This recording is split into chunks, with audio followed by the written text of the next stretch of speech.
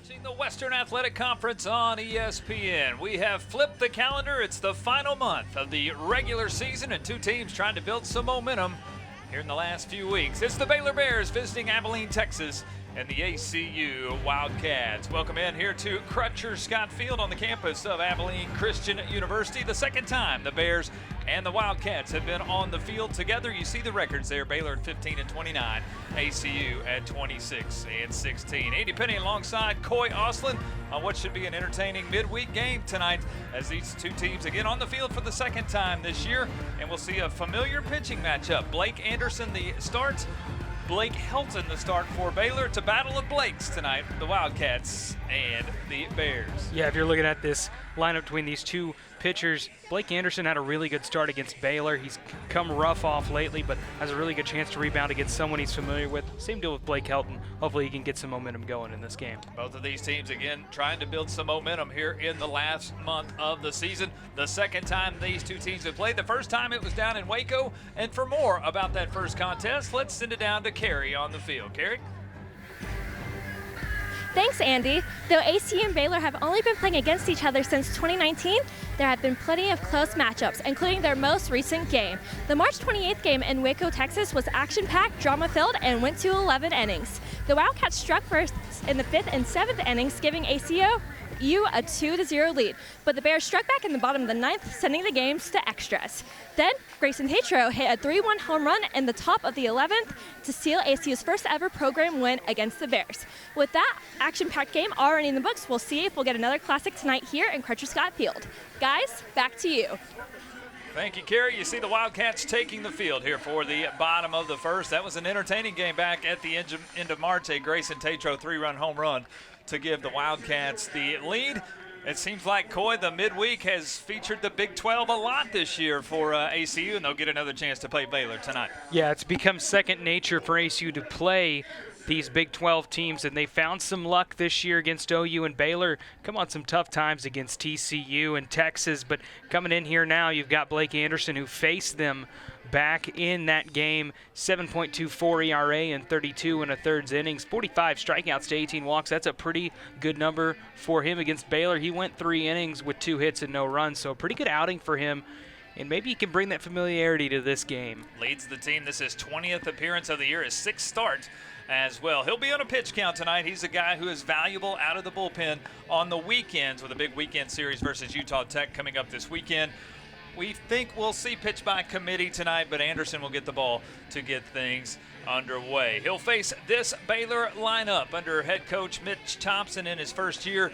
The Bears will send up this lineup tonight. Cole Posey, the second baseman, leading off. Hunter Toplansky, the third baseman, he'll bat second. Colby Branch, the shortstop, will bat third. Hunter Simmons, the left fielder, in the cleanup spot. Gavin Brzezinski, the designated hitter tonight, he'll bat fifth. Cole Tremaine, the right fielder, bats 6th. Cortland Castle, the catcher, will bat 7th. Batting 8th tonight, John Sicoli, the first baseman, and Caleb Bergman, the center fielder, will bat 9th. Posey, Toplansky, Branch, Simmons, Brzezowski, and Tremaine in the middle. Castle, Sicoli, and Bergman, the 7, 8, and 9. Again, the Bears coming in 15-29 overall on the season. Unique schedule for the Bears over the month of May. Just 3 conference games remaining. 11 games on the schedule for Baylor. Just 3 of those. A 3-game series versus TCU coming up. The rest will be non-conference play here tonight versus Abilene Christian.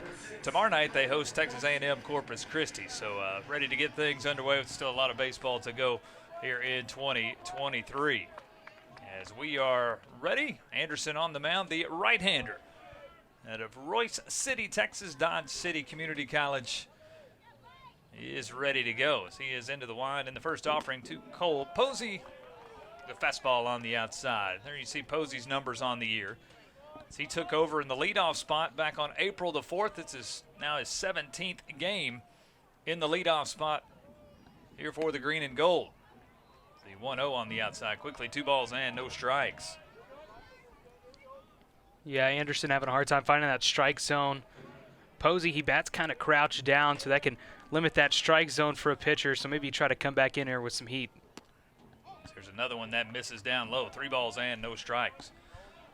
Posey out of Georgetown, Texas, the transfer from New Mexico. 5'9" junior in his first year for the Bears. There's a 3-0. That's in for a strike.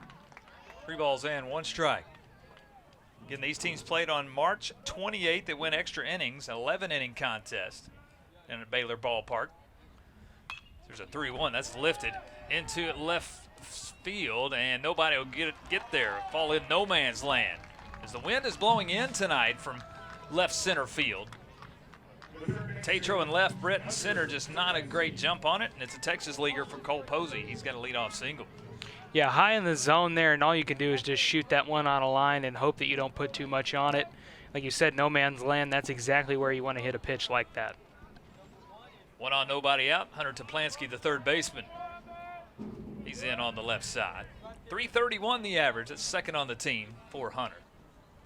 First offering here from Anderson. This one lifted out of play, third base side. 331 the average. It's 43 hits on the year. 8 doubles, 2 triples, 4 home runs. Slugging percentage of .515.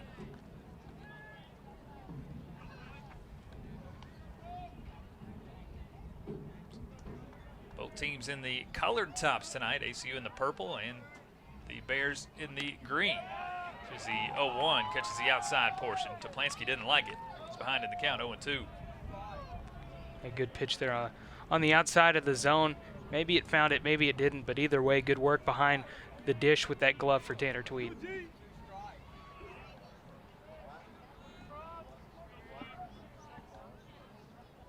Anderson set the 0-2, off-speed pitch, lifted foul.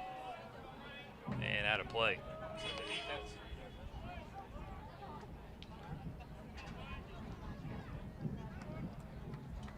No balls and 2 strikes. Posey a leadoff single. He's at first. Throw over and back in. Middle infield anticipating a pull here as Williams at second base is playing a few steps over to the first base bag. Park, the shortstop, plays up the middle just a bit. It's an ACU defense that's turned 30 double plays this year. Here's the 0-2. Curveball swung on and missed for strike 3. Good looking pitch there for Blake Anderson, his first strikeout tonight. First out here at the bottom of the first. Excuse me, top of the first. Yeah, Blake on that one, he just got him off tempo there, changed it up just enough where he couldn't get to it, and that's an easy strikeout for Blake Anderson. Good first out for him. That's got a little bit of momentum into your pitcher's arm. 1 out here, top of the first. Here's Colby Branch, the shortstop. Top average for the Bears at .339, leads the team with 59 hits. 16 doubles, 2 triples, 4 home runs, 35 RBIs, a slugging percentage of .523. Leads the Bears in the majority of those categories.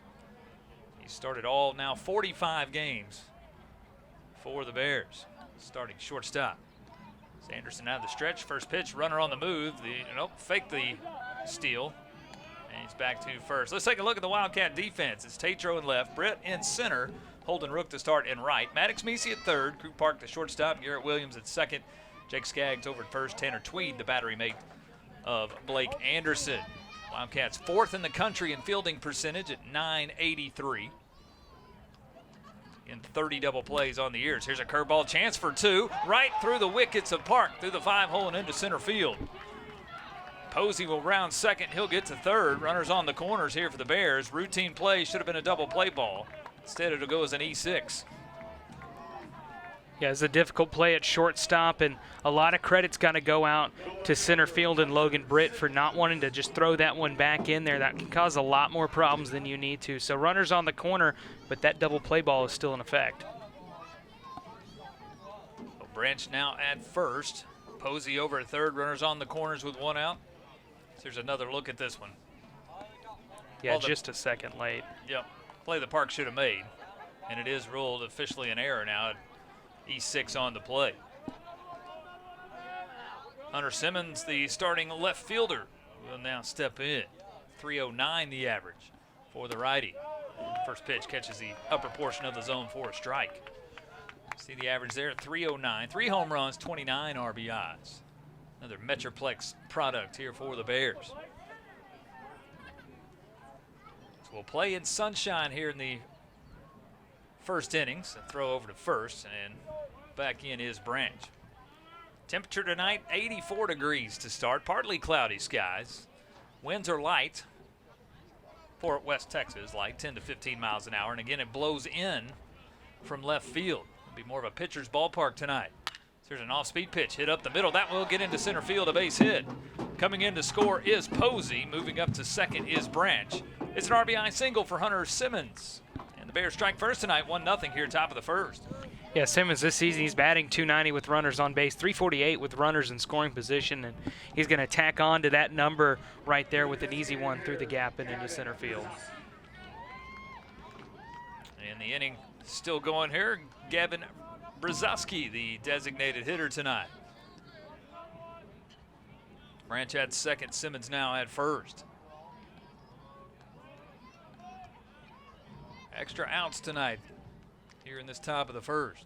Chance to get out with a double play. Another chance for a double play. This one will find the glove of Park. He'll step on the bag, throw over to first, pull Skaggs off the bag. So safe over at first base. Simmons is eliminated as Park fields it himself and steps on that second base bag. Goes a fielder's choice, but again a chance to get out of the inning. And throw just pulls Skaggs off the bag. Yeah, and it looked like Crew had nowhere to throw over there on second. Usually you might have someone you could flick it over to, but had to take an awkward step, and that took a little bit too much time off and tried to overcorrect for it. So Branch now at third base. Brzezowski at first. Runners on the corners with 2 out. And here's Cole Tremaine, the right fielder. Righty matchup. Anderson's first pitch, good looking fastball at 92 for a strike. Yeah, just beat him to the punch there on that fastball away. So all timing on that one. Maybe come back in here with something a bit different, but that fastball's already working in this at-bat. Anderson, again, his longest outing of the year is 3 innings. All of those are in starts. All of those are midweek games. There's another fastball in. All versus the Big 12. A 3-inning start versus Oklahoma. A 3-inning start versus Baylor back on March 28th. A 3-inning start versus TCU on April the 11th. Ahead in the count here, no balls and 2 strikes. Tremaine is ready. A long look in here now for Anderson. He's got the one he likes from Tanner Tweed. And the 0-2. Curveball swung on and missed for strike 3. 2 strikeouts in the inning for Blake Anderson, but the Bears do strike first. 1 run on 2 hits. 1 Wildcat error. 2 men left on base. 1-0 Bears here on a beautiful day in Abilene, Texas. Back on campus here at ACU. Abilene, Texas. Baylor strikes first. Unearned run in the top of the first. Now the Wildcats will come to bat here in the bottom of the frame. Andy Penny alongside Coy Ostlin. Glad you're with us for Whack Baseball on ESPN. Here's a look at the starting pitcher for the Bears today. It's the 5th-year senior, the right-hander out of Blake Travis High School, Blake Helton, who will get tonight's start. Yeah, Blake this season, 8.72 ERA and 43 1/3 innings for him so far. He's had a pretty rough go of it as of late. In 3 1/3 innings, he gave up 7 runs versus Texas Tech on April 21st. So maybe a bit of fresh air here in the month of May. He's seen ACU already this season. Maybe that can bring some comfort to him and get him a good start. Helton came in relief in the game versus the Wildcats back on March 28th. Worked an inning in a third, no runs, 1 hit. Faced just 5 batters, threw 20 pitches that evening. The Wildcat 5-2 extra inning victory back there in late March. Does have an 11 strikeout game this year versus Youngtown State. And his longest outing as well, it's 7 innings. He's gone 5+ 4 different times here for the Bears. His offense has given him the lead. The Wildcats will come up to bat as Logan Britt gets the leadoff spot tonight. First time on the year that the Texas A&M transfer will bat in the leadoff spot. Logan Britt, Grayson Tatro, Garrett Williams, 1, 2, 3. Miller Lattisall, Tanner Tweed, Maddox Meesey, 4, 5, 6. Jake Skaggs, Crew Park, Holden Rook, 7, 8, and 9. So here's the first offering from Helton, a fastball upstairs at 92 to Britt for ball 1. Again, Logan out of Colleyville Heritage High School, the transfer from Texas A&M. And again, the first time in the leadoff spot. There's another pitch on the inside. Quickly 2 balls and no strikes. Logan, a .315 average. He started all 43 games for Coach Rick McCarty. Leads the WAC in triples with 5, has 10 home runs as well. So we'll take a look at the Baylor defense all the way around. It's Hunter Simmons in left field, Caleb Bergman in center, Cole Tremaine in right. Hunter Toplansky at third base, Colby Branch at shortstop, Cole Posey at second base. John Sicoli over at first, Cortland Castle to start at catcher. 3 balls and 1 strike. Yeah, patient approach for Logan Britt here. There's a high chopper third base side. That'll go foul. And load up the count. 3 balls and 2 strikes. Didn't get the pitch he wanted there. Talk about it, this is his first time leading off a game for ACU this season. When he's led off an inning this year, .382 batting average for him. So pretty comfortable in that position being the first man up. But obviously when you got to face a fresh pitcher, that's a different situation. 3 balls and 2 strikes. Here, Blake Helton to Logan Britt. Helton into the wind, payoff pitch. Fastball misses outside and low. It's a leadoff walk for Logan Britt. Wildcats have the leadoff man on. And again, a look at the Baylor defense. Simmons, Bergman, Tremaine in the outfield. Toplansky, Branch, Posey, and Sicoli around the diamond. And again, Castle behind the plate here for Helton. 1 on, nobody out. Here's the hottest bat of the Wildcat lineup, Grayson Tatro. Tatro has taken over the lead batting average for the Wildcats at .353. Team leader in majority of categories. First pitch on the shoot tops for a ball, and it's 1-0. Helton right now just having a hard time locating. Tatro on the weekend versus Cal Baptist, a 7 for 13 weekend, 3 home runs, a double, 5 RBIs. There's another pitch. That's low, 2 balls and no strikes. And already a visit here from the Baylor dugout. Just been a hard time locating right now for Helton his first 7 pitches. Yeah, and it's looked tough. He may not be in his right mind right now, obviously. You give up the leadoff walk, and he's not someone that walks a lot of batters.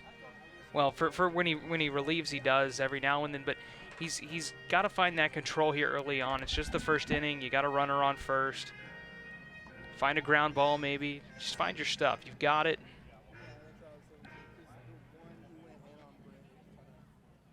We've been told that both teams will pitch by committee tonight. Of course, Baylor has another game tomorrow back at home versus Texas A&M Corpus Christi. They do have the weekend off. It's final exam time down in Waco, so 2 midweek games for the Bears, and that's it. So there's a Tatro foul ball off to the left side. 2 balls and 1 strike. Yeah, a lot of power there from Grayson Tatro on that swing. You don't want to leave one floating in the zone too much for this guy, as we know very well. He can hit one over the fence. Dangerous territory. 15 on the year for him. Yeah, leads the WAC in that category with 15 on the season. It's Britt back over at first. A lot of attention over to Logan at first. Logan 21 for 22 stealing bases this year. He's dropped to second in the conference with stolen bases. As Cooper Shook from Tarleton has taken the lead with 22, but Britt is 21 for 22. So there's a 2-1. That's low. 3 balls and 1 strike. Tatro, of course, the 3-run homer in Waco, top of the 11th. In a game that the Bears tied in the bottom of the 9th, ACU had a 2-0 lead. Walker Polk, a 2-run home run to send it to extras, and Tatro, the 3-run homer in the 11th. There's a 3-1. That's fouled out of play left side. The count's gone full to the first 2 batters here. Logan Britt, full count walk, and now a full count to Grayson Tatro. Yeah, taking his time here with Grayson. Find the zone on this pitch. Try to see if you can get him off his pace and off his rocker and see what can happen. Good chance Britt might be going here, and here's a throw over back to first. This is a good count to try to run on. Don't want to groove a fastball. Here to Tatro. So something off speed would give Britt a little bit extra time to get the wheels turning. Here's the payoff pitch. Logan is on the move. It's high and outside for ball 4. Back-to-back walks to start the Wildcat bottom of the first. Yeah, A lot of patience in that bat for Grayson Tatro. Obviously, Logan Britt going on that one no matter what. And Grayson gets on with a walk. It's going to be hard when you're a power hitter like that to take those pitches. 2 on, nobody out. Here's Garrett Williams, the second baseman. Garrett again has been in that leadoff batting position since game number 8. Tonight, game number 43. But he's dropped to the third spot here. He'll try to lay down a bunt. This one, a little air time, but it does fall in foul territory. Toplansky gave chase, but could not get there. Yeah, trying a little bit of small ball here early. Garrett Williams couldn't get on that one high in the zone. The average still at 350. That's second best on the team, now behind Tatro. Tough weekend for Garrett out in Riverside, just 1 for 11 in the series versus Cal Baptist. There's the 0-1 off-speed pitch, lifted foul. The bats have struggled here for the Wildcats as of late. Team batting average now at 286. It dropped 7 points 2 weeks ago versus Rio Grande Valley. It dropped 4 more points this past weekend. Again, 286 average. No balls, 2 strikes here to Williams. Helton will chase the runners back. ACU, as you can see, 11 and 10 in the WAC. They currently sit in 5th place. A tough month of April has finally come to an end. There's the 0-2. Oh, that's high and tight. 1 ball and 2 strikes. I'm interested to see what Garrett can do with one here if he can get one to hit. He's done pretty good batting with runners on base, 433. And with runners in scoring position, he's batting 489 this season. So maybe pushing him down lower in that lineup can give him some confidence. Runner on the move again. This ball hit and run. It'll find the right center field gap, and it's down for extra bases. Britt will score easily. Tatro will round third. He will score standing up as well. It's a 2-run double for Garrett Williams. The Wildcats have taken the lead, 2-1, bottom of the first.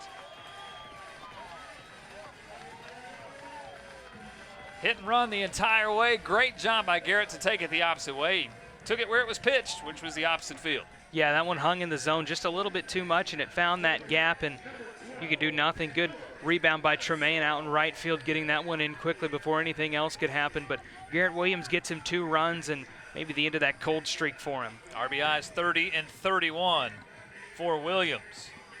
He's in scoring position, still nobody out. And here's Miller Ladisall, a nice designated hitter in on that left side.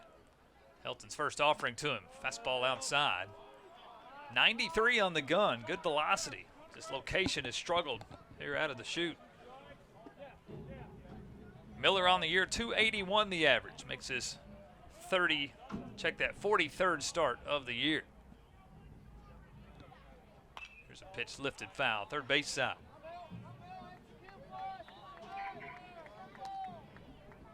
Miller in the top 10 in the conference in triples. He's got 3 of those on the year, 8 doubles, 5 home runs as well, 26 runs batted in. Also walked 21 times. Very patient at the plate. Helton 1-1 the count. There's a ball lifted back to the screen. 1 ball and 2 strikes. Yeah, maybe a little bit more better bat positioning there. That one could have been trouble, but now working Miller out of a better count. Williams at second, the 2-run double just a moment ago. 1 ball, 2 strikes here to Ladisall. Good piece of hitting here. That'll find right center field and a base hit. Williams will get the green light as he rounds third. He will score standing up.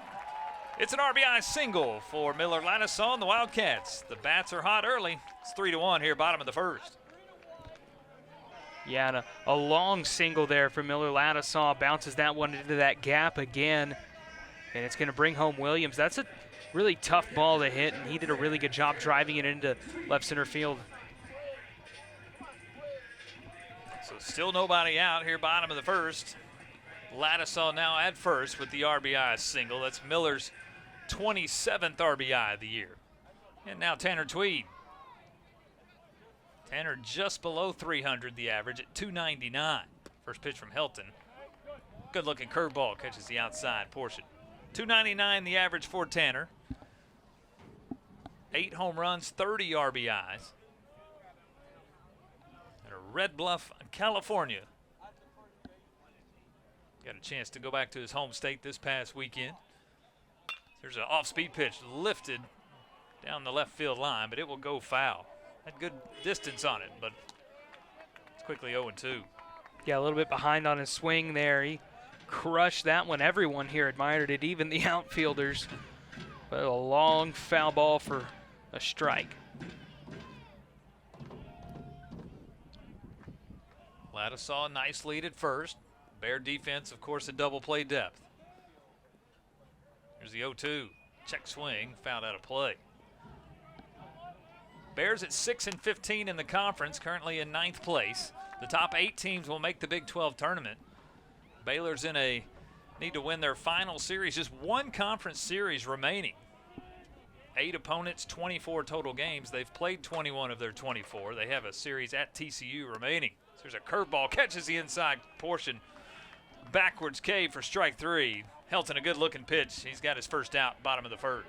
Really good pitch mix here from Blake Helton in this at bat. He really fooled Tanner Tweed there, and maybe that's something he can work, is trying to get those foul balls and produce those and then work from there and give him a good pitch. He's got good stuff. He's shown that so far in this inning.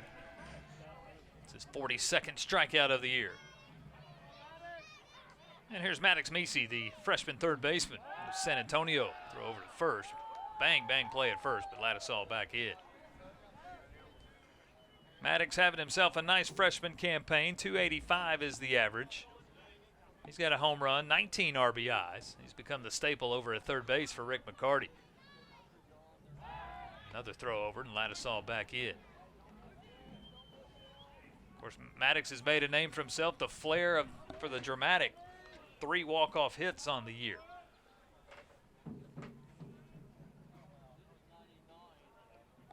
Helton set. And this one fouled back. Nicks the screen as it goes out of play. And you talk about that. When your OPS is over 700 your freshman year and you're batting 285, you've shown that you've deserved that spot at third base, that he's gotten this spot in this lineup. And Andy, to think he's got a couple more years to go. A lot of attention paid to by Helton over to Ladisaw at first. Logan Britt led off with a walk. Grayson Tatro walked right behind him. Garrett Williams a 2-run double. Williams then scored on a Miller Ladisaw RBI single. Off-speed pitch at 83 for a strike. It's 0-2 here to Maddox Meesey. Tanner Tweed, a strikeout victim just a moment ago for Blake Helton. Yeah, that curveball right there, that's lethal. It'll buckle your knees, and Maddox couldn't really offer at it. There's the 0-2. Swung on and missed. Good looking pitch there. Bender by Helton. Back-to-back strikeouts. And Blake started to find a little bit of a groove here on the mound. Yeah, and he's eating up the bottom half of this ACU lineup. Maddox Meesey, no answer for a pitch like that. And like I said earlier, his pitch mix is really good so far through these last 2 at-bats. So I'm really excited to see what he can bring here against Jake Skaggs. Ladisaw still at first, 2 outs in the inning. Jake Skaggs, the first baseman. Skaggs making his 18th start of the year. Runner on the move. Here's a ground ball to second base. Posey's got it cleanly. He'll throw over in plenty of time, 4-3 on the putout. And the side is retired. But the Wildcats get 3 runs across. They've got a 3-1 lead after the first.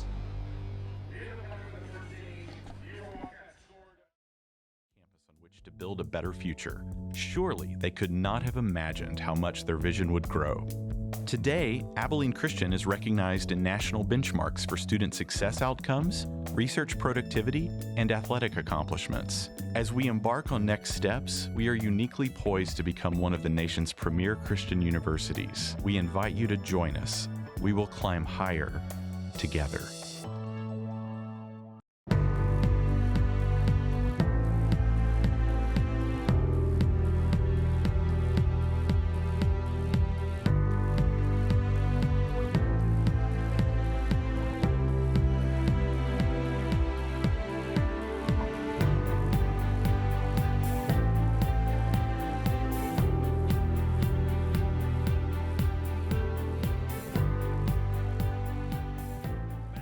ballpark. ACU a 3-1 lead. We'll go to the top of the second. Hey, let's send it field level. Let's go visit with Carrie Johnston. Carrie?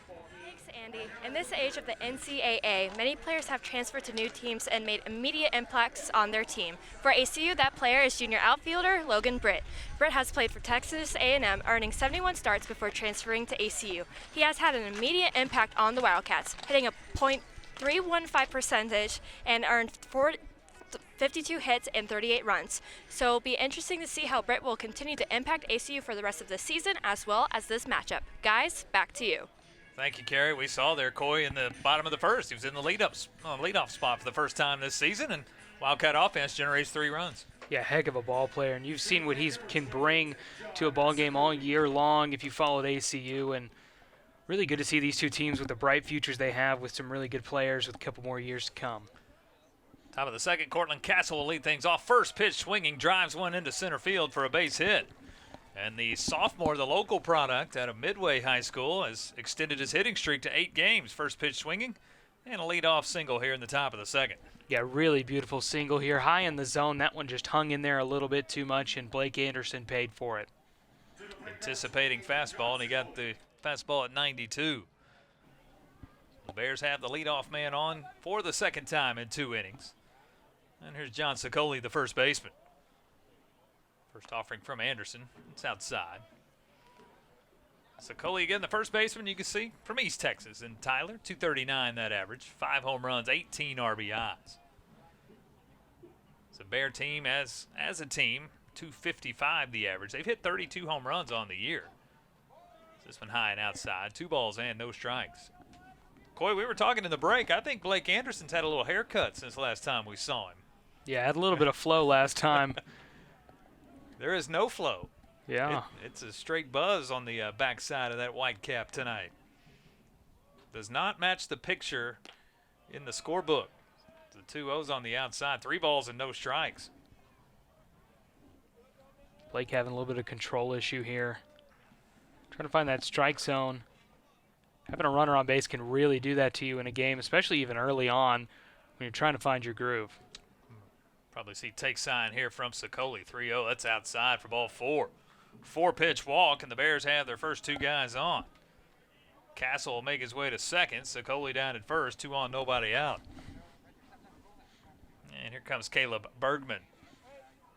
The center fielder, Third base coach. Caleb Bergman. And here's Caleb Bergman, the center fielder. There's a look at the head man for the Bears. Mitch Thompson, his first year. It's a rebuild year for the Bears, 15-29, but a national championship coach on the junior college level, McLennan Community College there in Waco, just 2 years ago for the Highlanders. As Bergman will show bunt, pitches on the outside. Yeah, and I like the hire, Coach Thompson. He's old school. Go out there. I mean, hey, he's out there being a base coach right now, so. Had a chance to visit with him prior to the game. Just very knowledgeable in the game of baseball in a very friendly manner as well. Here's bunt again. Bergman will put it down third base side. Meese will let it go foul. 1 ball and 1 strike. Of course, McLennan Community College there in Waco. Prior to that, Thompson was an assistant for the Bears, so he's been in the Waco area for about 20 years. Of course, shout out to McLennan Community College. I'm a former student at MCC there in Waco, so shout out to the Highlanders. 1 ball and 1 strike here to Caleb Bergman.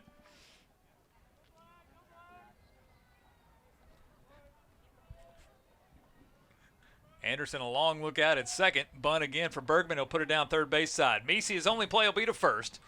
He'll make the play in time. It'll go as a sacrifice. 5-3 on the putout.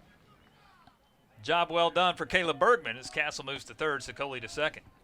Yeah, it took him a couple of tries, but that's absolutely textbook right there. Could have legged it out if it had a bit more topspin on it maybe, but a good job and a good sacrifice bunt to get 2 runners in scoring position. And small ball goes a long way. ACU has shown a bit of weakness when teams go with that small ball approach this season, so maybe a different take here for Baylor in the second inning. 2 in scoring position, top of the lineup, Cole Posey. 1 for 1 tonight with a single. RBI opportunities. Anderson will work out of the stretch. First pitch ripped into left field, a base hit. One will score. Stopping at third is Sicoli, but Castle scores easily. It's a multi-hit game already for Posey tonight. An RBI single here in the top of the second. And Bears cut the lead in half, now 3-2 ACU. Yeah, just take a look at this one. He found it low and inside, and it looks like that's exactly where he likes it. Rolls it into the outfield for a base hit and an RBI, and Baylor's really used those balls on the ground so far in this game. Nothing really dramatic, and they've brought in 2 runs so far. So for the second time in 2 innings, the leadoff man has reached base, and for the second time in 2 innings, the leadoff man has scored. Runners on the corners with 1 out. Hunter Toplansky 0 for 1, a strikeout victim his first time. Middle infield plays a few steps to the right, anticipating potential pull. Toplansky will foul this one on the third base side. This has become a nice little series here over the course of the last 2 years. What Rick McCarty has done is built credibility for the Wildcats. The Bears have obliged and done a home-and-home series the last 2 years.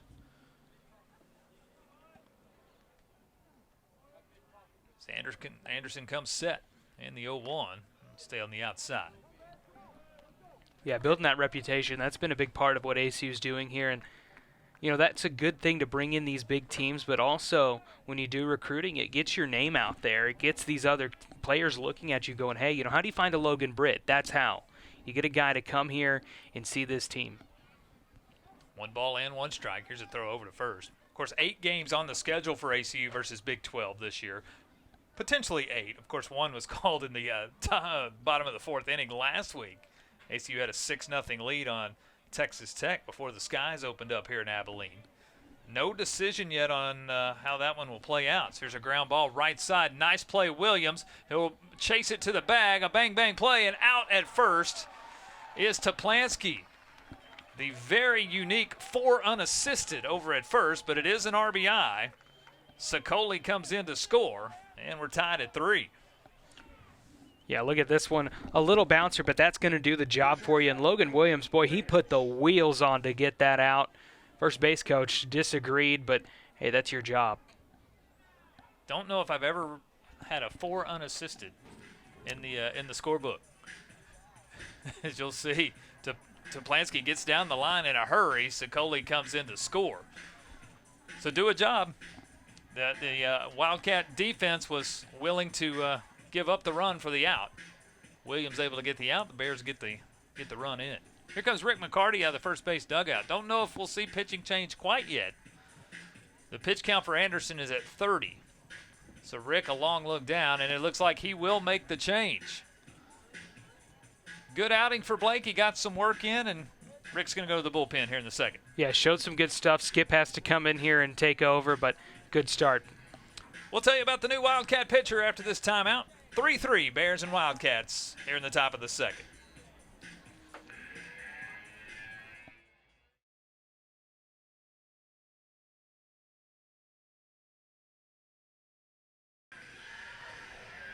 And back to the ballpark. Rick McCarty has gone to his bullpen. He's gone to his lefty. Where's number 16, the 6'1 senior out of South Lake Carroll High School. It's Adam Stevenson taking over on the mound. Yeah, brings in a lefty in this situation. And Adam Stevenson, his last 2 outings, he's gone 7 innings, given up no runs. One of those no hits for 3 innings against UTRGV. So pretty good stuff from him lately, bringing in this one to try to see if he can, you know, I'd say maybe 2 or 3 innings in this situation. Adam is a long reliever. We might see him for a while as long as he's in control. He did go 4 innings on Saturday versus Cal Baptist. The lone win for the Wildcats over the weekend, but he did go 4 innings on Saturday, no runs, 2 hits, 5 strikeouts. So over the course of his last 7 innings, no runs, 2 hits. So he's been in a groove lately, and he'll take over here. 2 outs, top of the second inning. We're tied at 3. Bears have a runner at second in Cole Posey. 2 runs in the inning already, and here's Colby Branch. First batter that Stevenson will face. Branch again, the hot bat, the leading average for the Bears at .339. He reached on an error in the first, stranded over at third base. Stevenson out of the stretch in the first offering. This one lifted deep left field. Tatro will give it a look, but no chance to make a play on it. It's a 2-run home run for Colby Branch. Saw the one he liked and he drove it out of the ballpark. Home run number 5. RBIs 36 and 37. And the Bears a 5-3 lead. Yeah, if you haven't heard about Colby Branch, you really haven't been paying attention to Big 12 baseball. This freshman's made a splash, and boy, he absolutely destroyed that one. And with a mustache like that, you got to think he would. Over to left field and gives the Bears the lead here in the top of the second inning. Tatro gave it a courtesy look in left field, but that was about it. That was a no-doubter off the bat. That one left the ballpark into the wind that's blowing in from left field, as you can see by the flags. So the Bears a 4 spot here in the second, and back on top at 5-3. Bases are clear here for Hunter Simmons, RBI single in the first.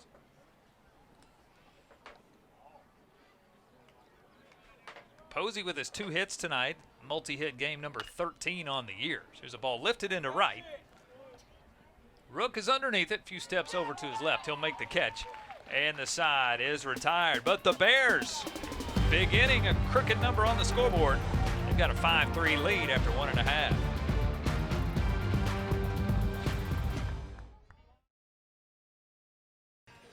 And back to the bottom of the second. It's been a hitter's ballpark thus far tonight.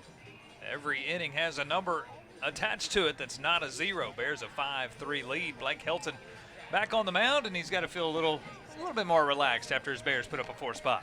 Yeah, he brought a lot of good stuff to the bottom of the ACU lineup back in the first, and getting that run support, getting those, 4 runs in the top of this inning is really going to go a long ways for him and maybe finding his groove. 5 runs, 5 hits for the Bears, 3 runs on 2 hits thus far for the Wildcats. Crew Park, Holden Rook, and the top of the lineup, Logan Britt, scheduled to bat here in the bottom of the second.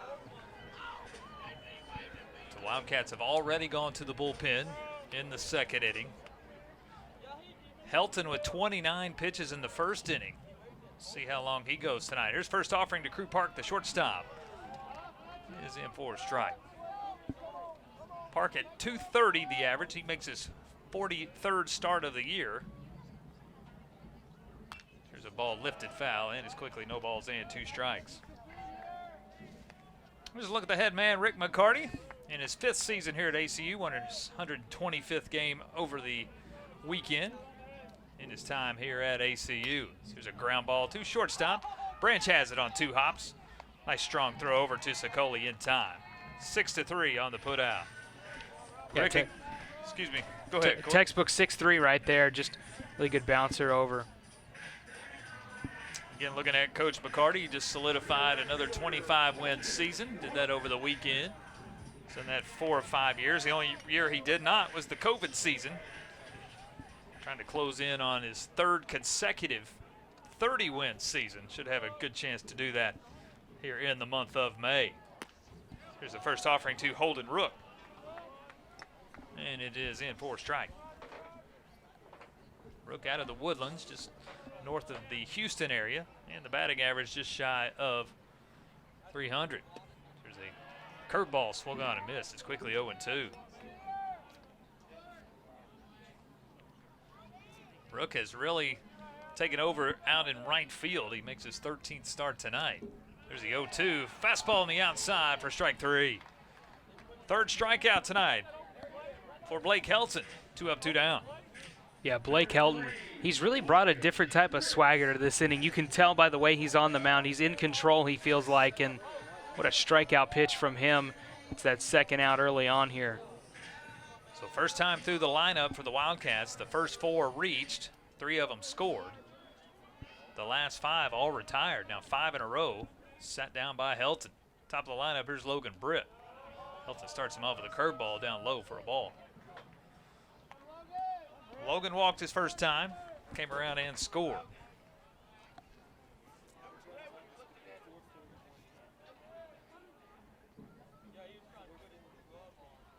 There's a chopper up the middle, long run, nice play, Branch behind the bag. Nope, he can't field it cleanly. And Britt, good chance Logan would have beat that out anyway for an infield single. Yeah, a little bouncer right here, and Logan Britt's got the long legs. He can get over there, but a little bouncer fools Branch, and Posey's there to recover any other damage that could have happened. Be interested to see how they score that, but I think that's a hit. I think Logan would have beat that out. Would have been a tough play. Branch moving to his left would have had to rotate the body and make a good strong throw, and Logan with good speed I think would have beat it out. It has been ruled an infield single. There's Grayson Tatro. He also walked and scored in the first. First pitch, fastball on the outside at 91 for a strike. Grayson again the hot bat over the weekend, 7 for 13 in the series versus Cal Baptist. 3 home runs. Of course, a game-winning home run in the 10th. Game, ACU scored a single run in the 9th to tie it. Tatro's home run in the 10th to win it. Had 2 more home runs on Sunday. 7 for 13, 3 home runs, a double, 5 RBIs on the weekend. Here's the 0-1. That's on the inside. 1 ball, 1 strike. I'm interested to see what Blake Helton's going to do here with the top of this lineup. Britt's already on. They really got under his skin in the first inning, and he seems to bring this different approach to this inning and maybe can bring that over and transition what he brought to the bottom half of this lineup in. There's a 1-1. Good pitch. Swung on and missed. Helton will work ahead in the count here. 1 ball and 2 strikes.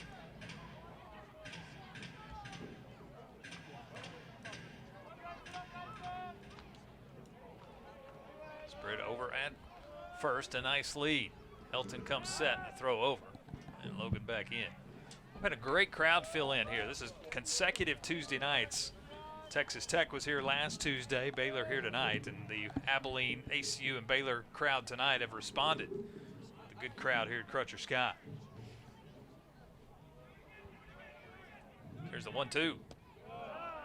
Just over the shoe tops, 2 balls and 2 strikes. Garrett Williams waits on deck. Williams the 2-run double back in the first.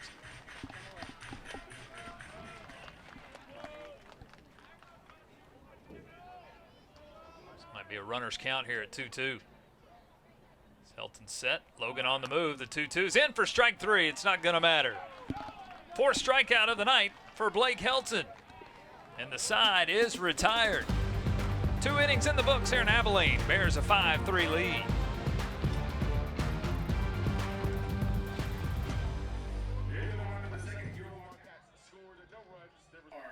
And we're just horsing around at the ballpark tonight. Baylor a 5-3 lead.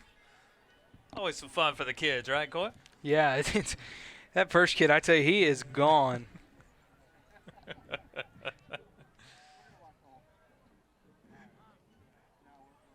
And there he goes. Little prize at the end here. Horsing around at the ballpark. Bears a 4-run second inning. They'll come up here in the 3rd. Brzezowski, Tremaine, and Castle will face Adam Stevenson for the first time. Stevenson came in relief there in the top of the 2nd, and he's in here in the top of the 3rd. Brzezowski 0 for 1 tonight, a fielder's choice. Then back in the first. So we'll close the line here on Blake Anderson in just a moment. Here's the 0-1. Ground ball to the right side. Williams has it played perfectly. Throw over in plenty of time. 4-3 on the put out. Carey.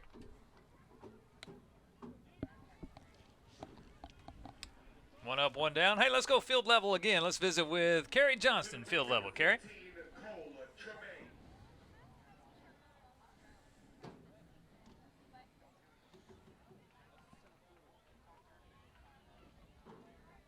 And we'll get back down to Kerry here in just a moment.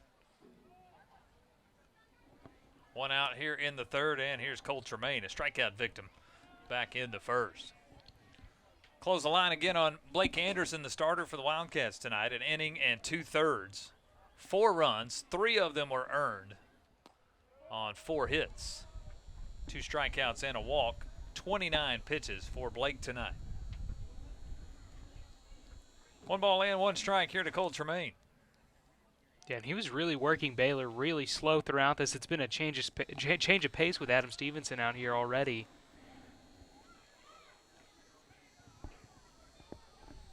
And Stevenson works ahead in the count now. 1 ball and 2 strikes.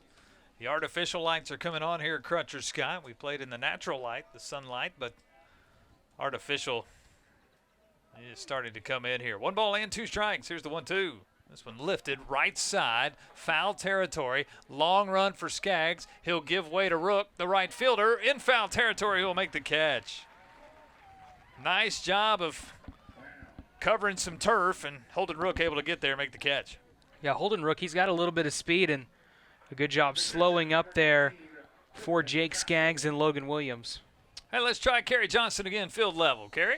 Thanks, Andy. So far, Baylor has had some struggles on the road this season, but they have started to turn it around. Overall, the Bears are 2-12 while playing on the road, but again, they have started to see some improvements. Their first road win came on April 18th against Sam Houston, and the second on April 22nd against Texas Tech. So we'll see if the Bears will be able to continue to find some success or struggle on the road in tonight's matchup. Guys, back to you. Thank you, Kerry. Of course, Coach Thompson likes to challenge his ball club, gets him out on the road some. So there's a ball hit into the right center field gap for a base hit. Rook able to get over to it, cut it off. It'll hold Castle to a 2-out single, but it's a 2-for-2 night thus far for the local product. Castle, the catcher at a Midway there in Waco. And it's hit number 6 tonight for the Bears. Really good single there for him. I really like to see that power he brings off the bat. He just shot that one into that gap out in right center field. It's already a multi-hit game for Castle as well as Cole Posey tonight. Both 2-for-2 first time through. His first pitch, John Sicoli. Misses for a ball. Sicoli walked his first time up. He scored in that 4-run second.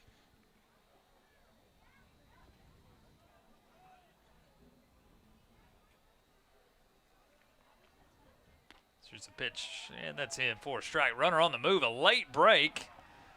Castle able to swipe second. Boy, a real late break as Tweed had already come up out of his crouch. Went to slowly throw it back to Stevenson.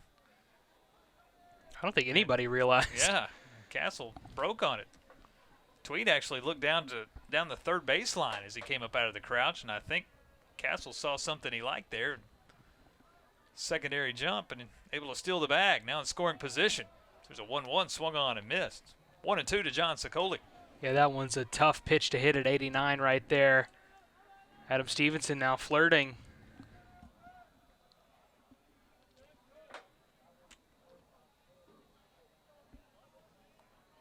One ball and 2 strikes. Well high. 2 balls and 2 strikes.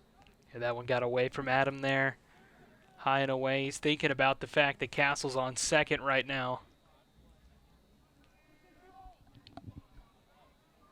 Well, that could be a big stolen base if Sicoli does the job here. 2 balls, 2 strikes with 2 outs.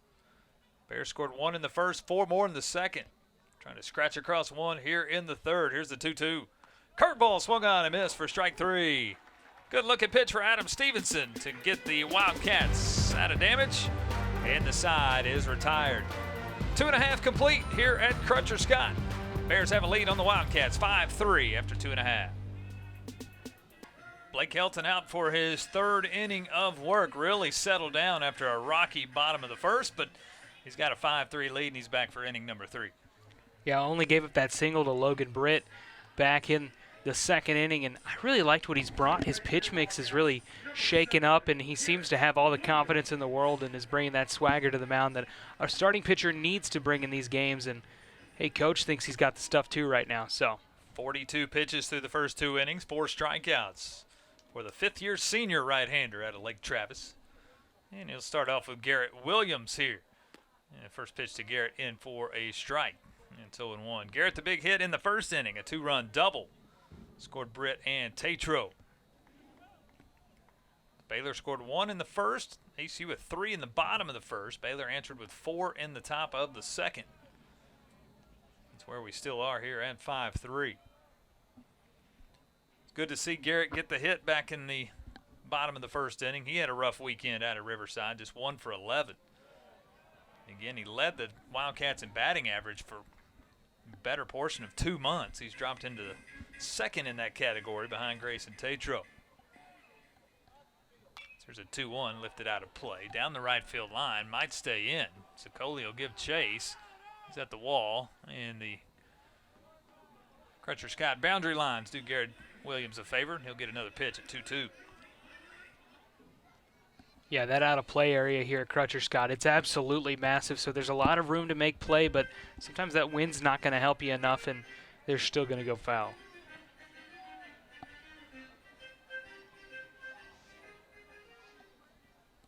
Two balls and 2 strikes.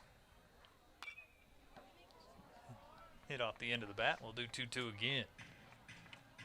ACU was glad to see the month of April come to an end. Looking at the schedule back at the start of the year, I think everyone knew that the month of April would be a grind, and it certainly was. 16 games in the month. ACU went 6-10 in that month of April. 3 of their 4 WAC series were on the road at Sam Houston, at Rio Grande Valley, at Cal Baptist. And if you look at the standings, all those teams are in the top portion of the standings. So there's a ground ball foul, third base side. Of course, all the midweeks were versus Big 12. And that continues here into the month of May. The schedule a little more favorable here in May. 12 games before the WAC tournament. 8 of those are here at home. But still got to do a job between the lines. Here's the 2-2. Check swing. Fouled back to the screen. We'll do it again. Defensive swing there for Logan Williams. He's trying to get out of this at bat and get on base, and he's not getting Garrett Williams, pardon me. He's trying to get back on base. There's the 2-2. Curveball stays out and low. Nice block behind the plate. A full count here. Castle kept that one out in front. 3 balls and 2 strikes.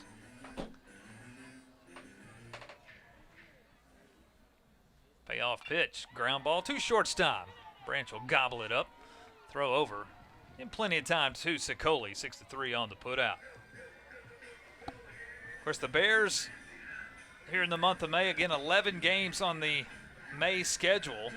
8 of the 11 are outside of the Big 12. Just a 3-game set at TCU next weekend. But a chance again for a young Baylor team at 15-29 to continue to get repetition and get innings in as they wrap up 2023. Yeah, I like the future this team has. We've talked about all the pieces they've got around the diamond for him. Branch, obviously, he stands out quite a bit. So really good prospects looking towards the future.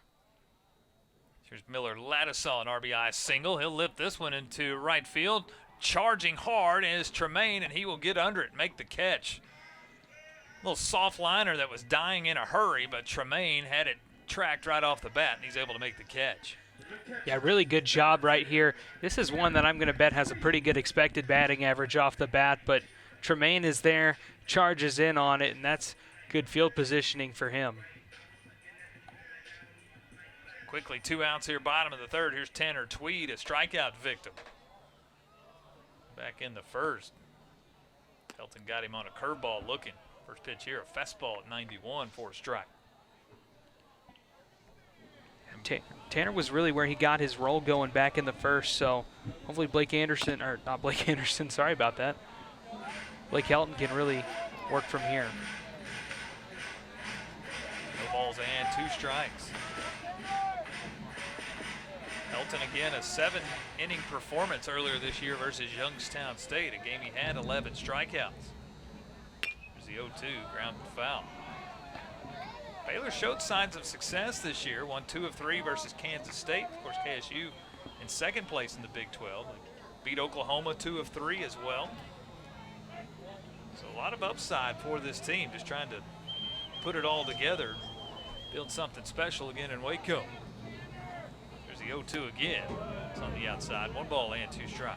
Yeah, they came off that tough series versus a top 25 team in West Virginia, and come back home, catch your breath. And you got a month here that's a really interesting schedule like you talked about. They're playing TCU May 12th through the 14th, and that's it for Big 12 conference play for them.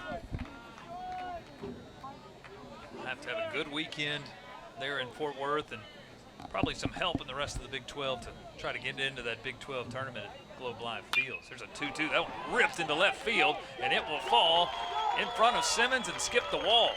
Rounding first, making his way to second with a slide is a Tanner Tweed, a 2-out double. And the inning continues here. Tanner got all of this one. Found it on the inside of the zone as we take a look at it. Watch that one go inside. He saw that motion coming. He's seen that pitch before, and he drives it into left field and bounces it off the wall for a double, working with 2 outs. Double number 6 on the year for Tweed. He's in scoring position, 2 outs with Maddox Meese at the plate. Maddox also struck out back in the first. Helton's first offering, but Bender stays down low for a ball. Maddox again, a flair for the dramatic here in his freshman campaign. Game number 5, a walk-off single versus Oklahoma. Was a check swing, did he go? Yes, he did. Game number 8, a walk-off grand slam versus Southeast Missouri. 8 games into his career, he had 2 walk-offs for the Wildcats. He did it again versus A&M Corpus Christi a month later. 3 times this year. There's the 1-1 from Helton. Ground ball left side, and dive, not there. A backhand play, a long throw it in time. Beautiful play, Colby Branch, but Sicoli can't hang on to it. Meese with a head-first slide, and first is safe. Boy, a heck of a play deep in the hole. That's unfortunate because I think the throw was there by Branch. Yeah, Colby Branch, he really reached on that one. I was impressed by just the glove movement and I guess the awareness to make that play. I thought after Toplansky made a dive to his left there at third that would sneak into left field. Either that or Branch would knock it down without a throw, but makes the backhanded slide on one knee, stabs it, throws to first. The throw was there in time. Sicoli just couldn't squeeze it. It will go as a hit, a single here for Meese. Runners on the corners with 2 outs. Yeah, Maddox, he just dogged that one out. I mean, full speed all the way to first, and boy, that's a fun play to have at first. Nothing can hold on.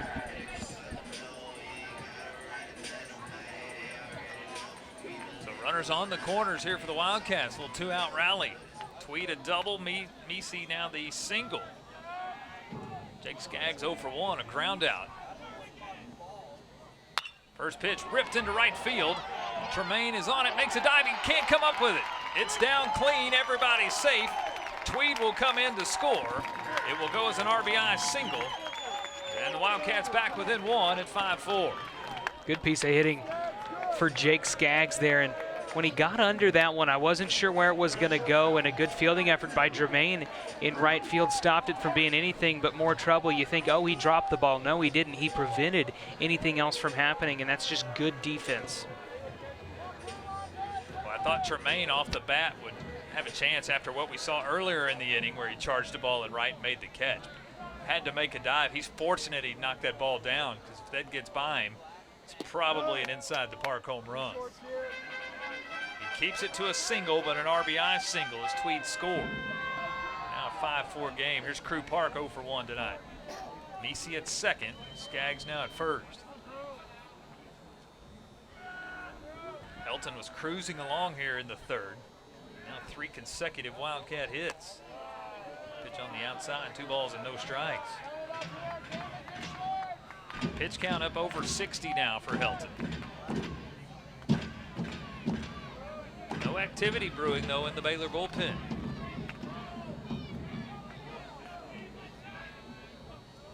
Still comes set. There's a fastball lifted foul. Got to give Helton a lot of credit. He's a 5th-year senior. He's been with this Baylor program his entire career in this day of transfer portal and trying a little bit of everybody. He stayed true to the green and gold, even through a coaching change here with Mitch Thompson. Now getting an opportunity to toe the rubber here in his senior campaign. 2-1 here to Park. Here's the 2-1 off-speed pitch. Lifted right side, foul territory. Sicoli gives chase. Will run out of real estate again. That's 4 rows into the stands. 2 balls and 2 strikes.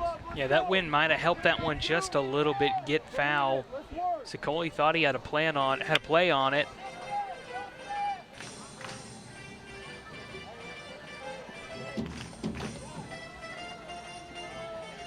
A lot of time in between pitches here. really take a hitter off their balance.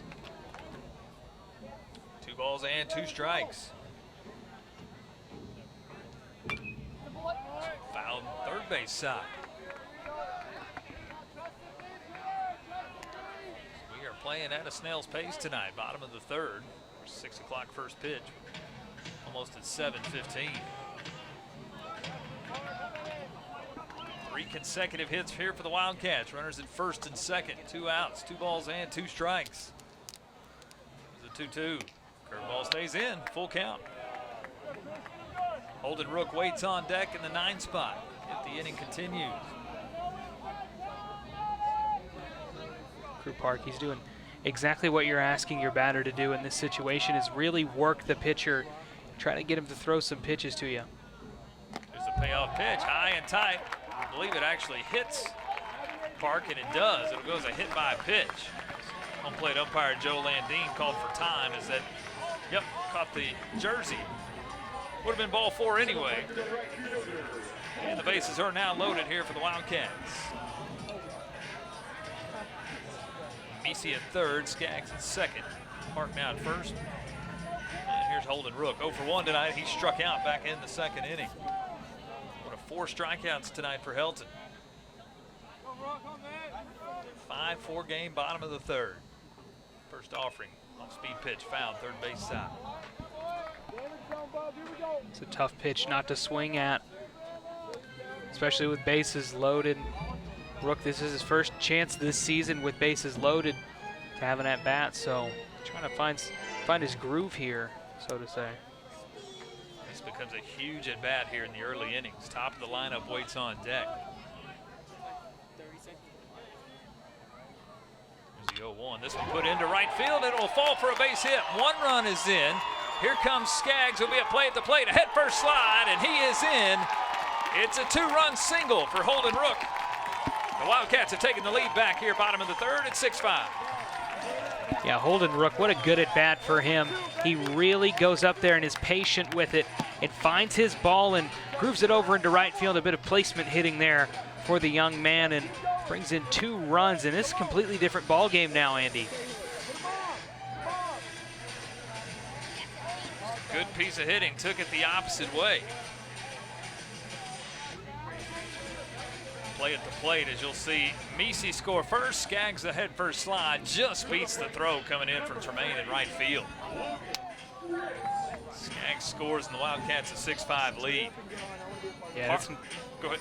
It's not going to get any easier here in this situation. You've got runners on first and third, and we got the top of the lineup coming in here, Britt, Tatro, and Williams. So difficult times here for Blake Helton.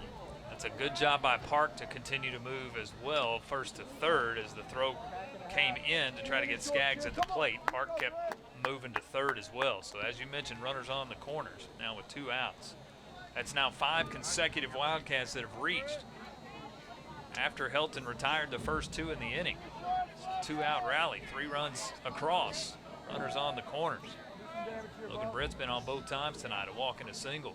There's a ground ball, chopper, waist high, played by Branch's shortstop. Throw over in time, and the side is retired. But the Wildcats do put up another crooked number. 3 runs on 4 hits. Wildcats will play with the lead, 6-5 into the third. In the bottom of the third, your Wildcats scored 3 runs on 4 hits. There were no errors and 2 left on base.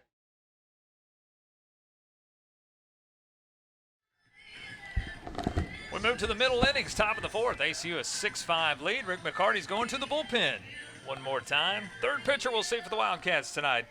It's the right-hander, Sam Burbridge, will take over on the mound.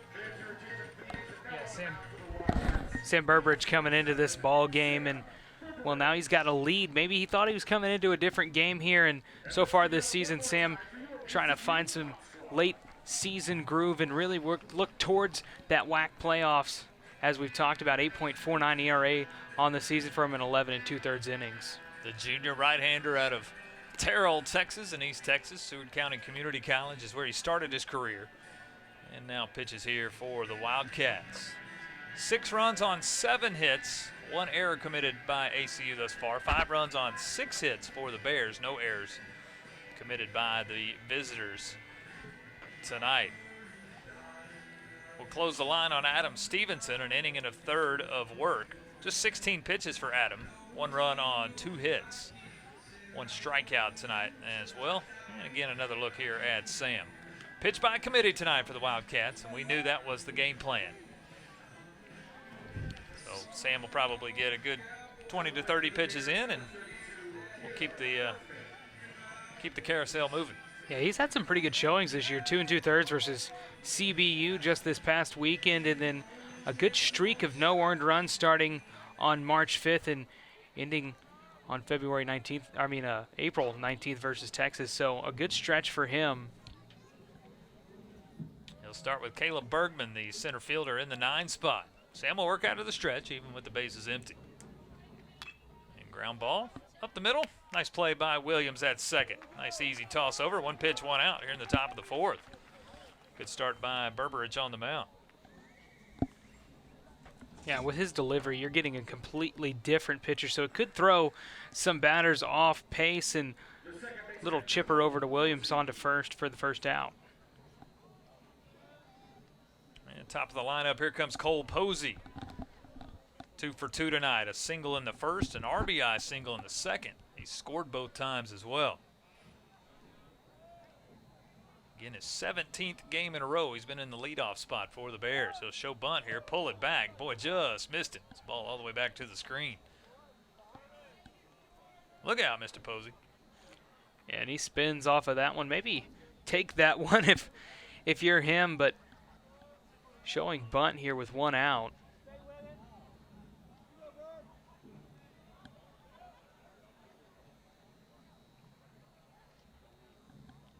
There's the 1-0. Good looking pitch there. Cross at 87. 1 ball and 1 strike. It's unique to see these guys pitch from the stretch with the bases empty. But I guess if you're a reliever anyway, majority of the time probably inheriting runners or have runners on the base paths. So it's a little bit more comfortable here for Sam. So there's a 1-1. Stays on the inside. 2 balls and 1 strike. You know, when he started warming up, this was a 5-3 ball game, so that's got to add a little bit more comfort for him.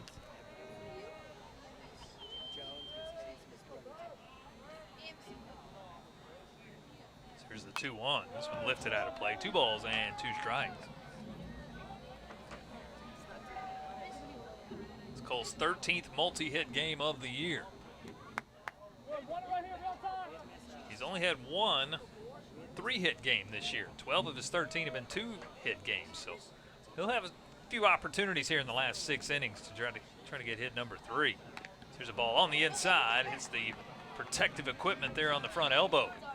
Hit by a pitch, and Posey's on for the 3rd time tonight. Takes that one. A little bit of cringe in the face, but you're on first base. That's always a good thing to do with 1 out early in an inning, and got up and high. 1 out base runner in Cole Posey. Here's Hunter Toplansky.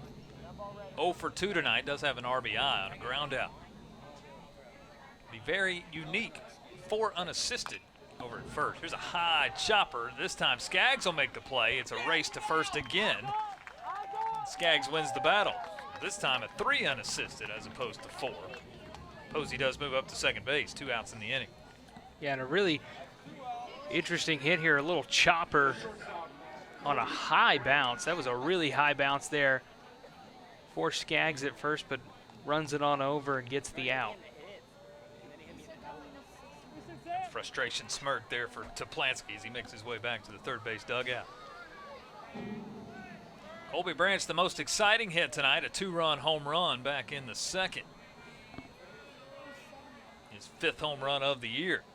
First pitch here from Burbridge, off-speed pitch, curveball 75. Changeup had Branch well out in front of that one.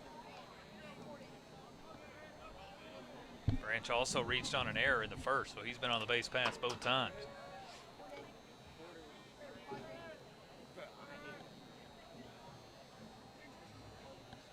The 0-1 bounces, wild pitch, skips away from Tweed. That'll allow Posey to move up 90 feet. He's now at 3rd base.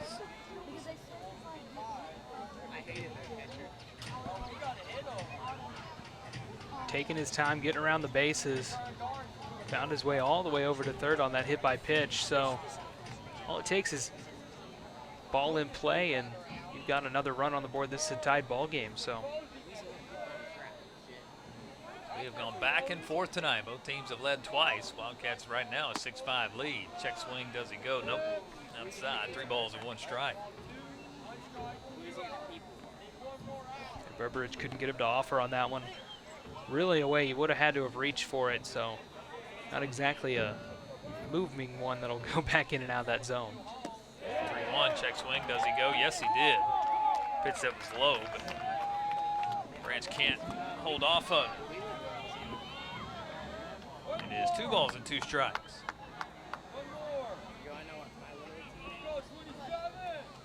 Sam a chance to get out of the inning. Looks for his first strikeout tonight. The 2-2 swung on and missed for strike 3. Good looking pitch there. And Sam has his first strikeout tonight. 3.5 in the books. Wildcats hang on to the 6-5 lead.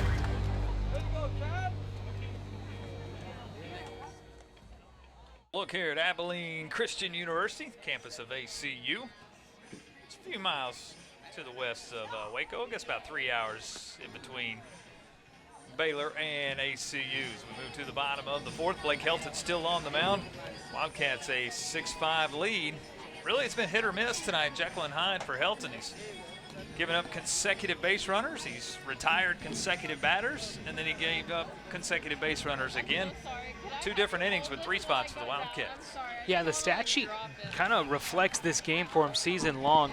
When he's had his stuff, he's really had it, but in this game, it's been that exact same situation. When he's brought his stuff, brought a good pitch mix, brought some off speed, brought some heat, it's worked, but seems to be getting in his own head every now and then, and ACU really took advantage of that in that last inning with 2 outs.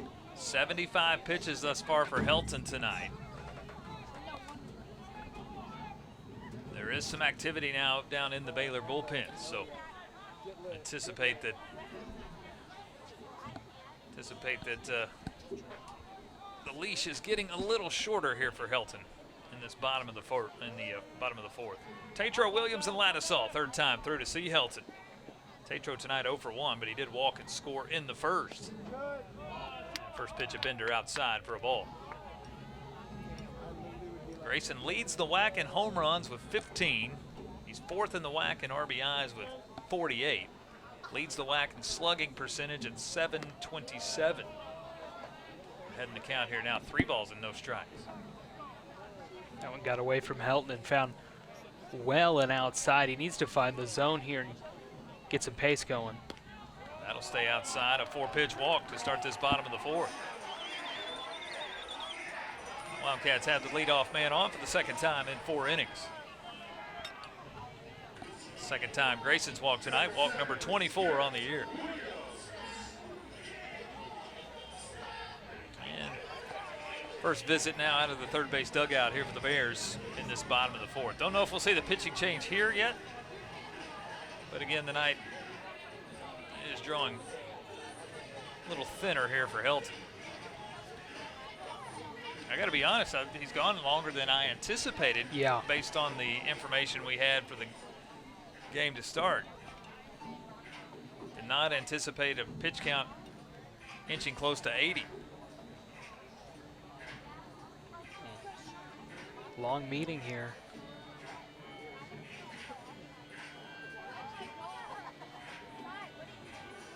Stall technique here to buy some time for the bullpen down that 3rd base line.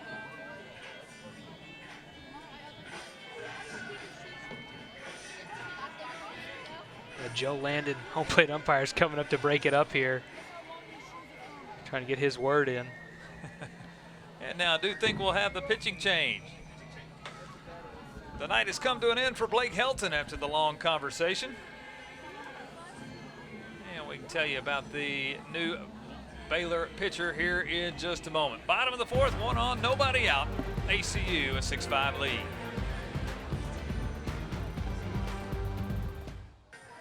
Bears will make their first pitching change tonight. It comes here in the bottom of the 4th. Runner on first, and Greg Golem will take over, the right-hander out of Southlake. He's been a good one as well, and he'll take over here on the mound. Yeah, he had an appearance versus West Virginia just this past weekend, 2 2/3 innings for him, 1 run, 1 earned run for him, 4 strikeouts. That's the big number I'm looking at with Golem here in this game. So he's coming into a situation, 6.39 ERA, 25 and a third innings with a runner on first, working the heart of the AC order. Golem was on the mound in Waco when Grayson Tatro hit the 3-run home run in the top of the 11th, a game that the Wildcats won 5-2. Golem took the loss that night in Waco. His first loss of the season, now 2-3 on the year. Again, making his 16th appearance. Glad you're with us tonight. Andy Penny alongside Coy Oslin. Kerry Johnston down field level for us. Crutcher Scott Field. So we get the month of May underway here. A beautiful night and a very competitive game here between the Bears and the Wildcats. Tatro led off the inning with a walk. He is the ownership of Helton. And on the move, very first pitch is Tatro. The throw down is in time. Cortland Castle, a rocket down to second. Posey applies the tag, and Tatro eliminated off the base pass. Man, Andy, I don't know about you, but I love a good catcher, and what a throw by Castle behind the dish. Absolutely guns down Grayson Tatro this season, who had 6 steals.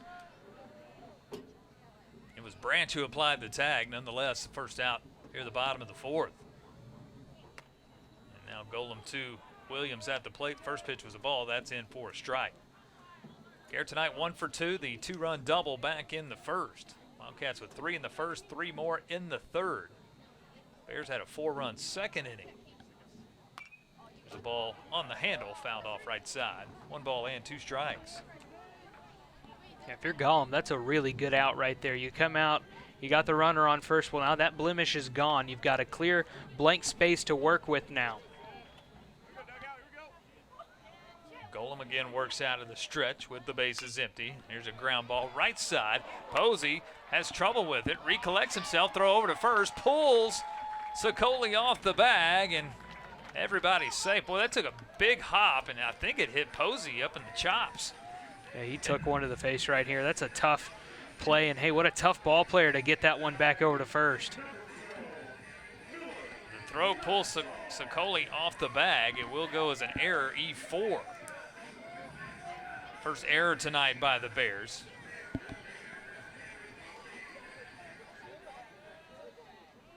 And a 1-out base runner. Boy, that really makes the caught stealing hurt for the Wildcats. Would have 2 on with nobody out. But nonetheless, a runner at first and 1 out. Here's Miller Lattisaw, 1 for 2. RBI single in the first.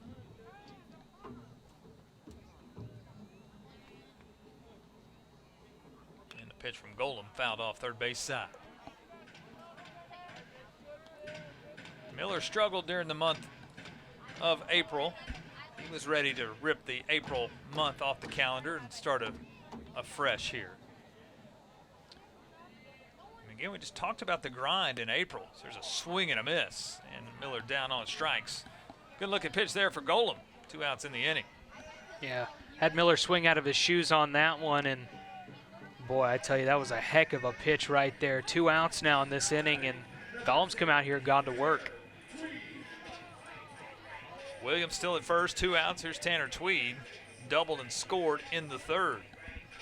But again, talking about the Wildcats, we knew the month of April would prove tough, and it was 6-10 in the month. But starting afresh here in May, there's a ball fouled back to the screen. Starting afresh here in May, and of course, in the Western Athletic Conference, you're looking at really a one-bid conference. Last year, 2 teams did get in. New Mexico State won the tournament, Grand Canyon and at-large bid. But where the Wildcats are, at-large is pretty much out the window. It's going to come down to the WAC tournament in Mesa. So a chance to build some momentum, try to trend in the right direction as conference tournament's just 3 weeks away. Yeah, and it's looming closer and closer. This season has flown by, I can tell you that. And been on the skids a lot lately in Abilene, but trying to figure it out. Williams at first. He'll draw a throw over. ACU sits in the 5th place spot currently in the WAC. Sam Houston in first, Grand Canyon in second, UTA in third, Cal Baptist now in fourth. Cal Baptist 1, 2 of 3 over the Wildcats on the weekend. There's a 1-1. That's on the inside. It hits Tweed. He'll take one for the team, and he'll make his way down to first. Williams will trot down to second. 2 on, 2 out. Yeah, so 3 base runners in this inning, none of which have gotten a hit. The hit by pitch, the E4 and the walk. ACU, I don't want to call it small ball, Andy, but they're definitely getting on base. Stranded 4 tonight through 3 innings, but they've scored 6. Ducks on the pond all night long. Here's Maddox Meese, 1 for 2 tonight. First pitch from Golem. He'll catch the upper part of the zone, chest high for a strike. Maddox again part of that 2-out rally in the third. Singled and scored. Yeah, that's what I was just thinking. This is part of that lineup that did all that damage back in the last inning. Here's the 0-1. This one lifted down the right field line. Tremaine misses it. Goes right over the glove and skips the wall. 1 run is in. Macy will make his way to second. The throw will not hit the cutoff man, and that will allow Tweed to score 2. It'll go as a big E9 on the play, and 2 runs score because of it. Williams and Tweed, and the Wildcats an 8-5 lead. Well, Andy, you like to talk about it. Maddox Meese, hey, he has that clutch factor. Look at this hit right here, up in the zone. Not exactly one that if you're a guy like him, you really want to hit, but he tattoos it and into right field for a 2-run double. And I don't know, they might put 2 errors on the play because I do think Tweed was going to hold at third. Tremaine's throw came into the middle of the infield. They were trying to get Meese going first to second. Tremaine missed the cutoff man, or the throw to the bag. And as the Bears infield was chasing it, it allowed Tweed to come in third to home and score. Don't know if we'll see 2 errors on the play or not, but however you look at it, they're unearned runs and the inning continues. I think that's been the tale of the tape for the green and gold this year. Yeah, it will be an E9. But potentially 2 E9s, I think, on the missed catch, and then the throw in as well allowed Tweed an extra base. However you look at it, 2 runs on the board. Here's Jake Skaggs, RBI single in the third. First pitch in for a strike. Second pitch of the at-bat, no balls and 2 strikes.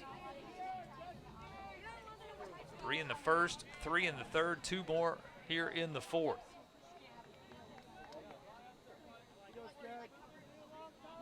Golem looks for his second strikeout of the inning. Here's the 0-2. Swung on and missed for strike 3. But the Wildcats do get 2 more unearned runs in the inning. 2 runs on no hits, 2 errors. 8-5 Wildcats into 4.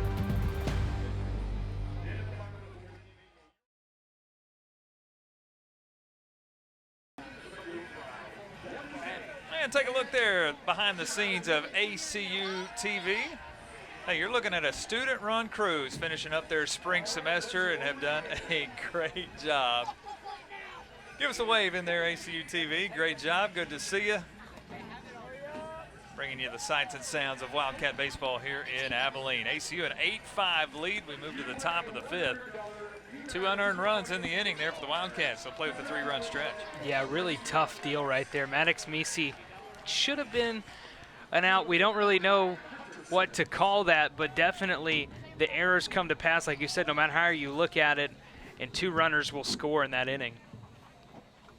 Now an 8-5 lead. Sam Berberidge back to work.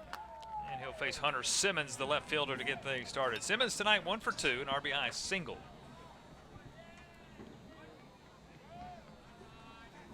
Eight runs on 7 hits for the Wildcats. 5 runs on 6 hits for the Bears tonight. There's a pitch misses outside.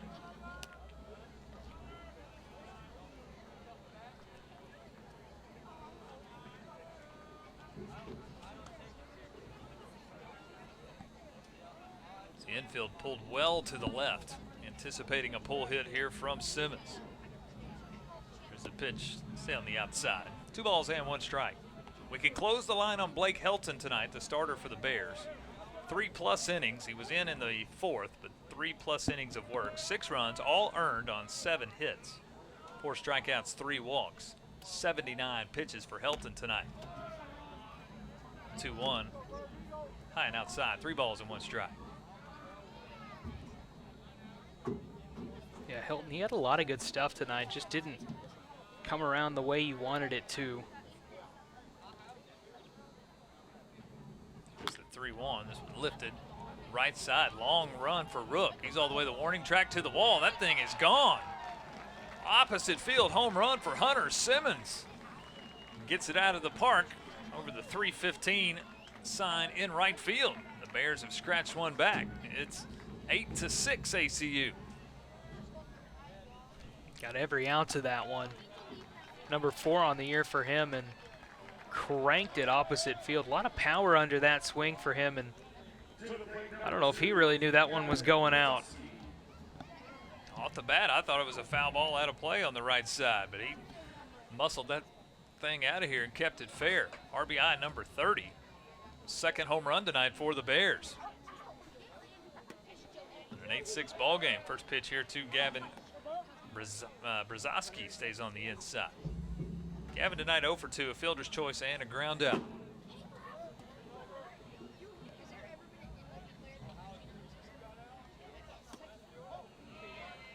It's inside, 2 balls and no strikes.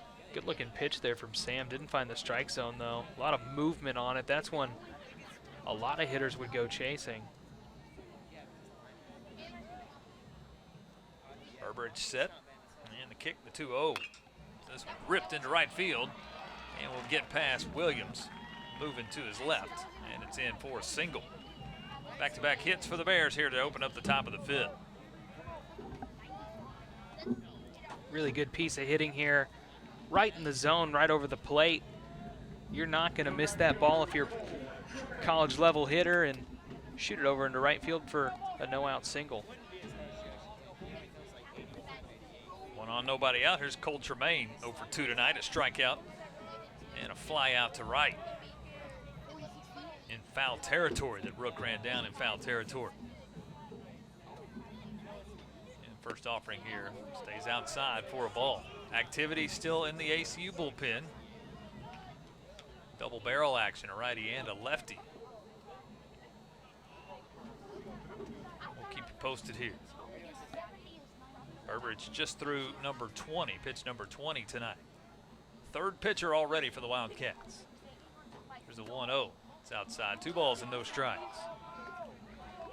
Look at Luke Kurkowski, the tall drink of water left-hander. Starting to stretch and get ready.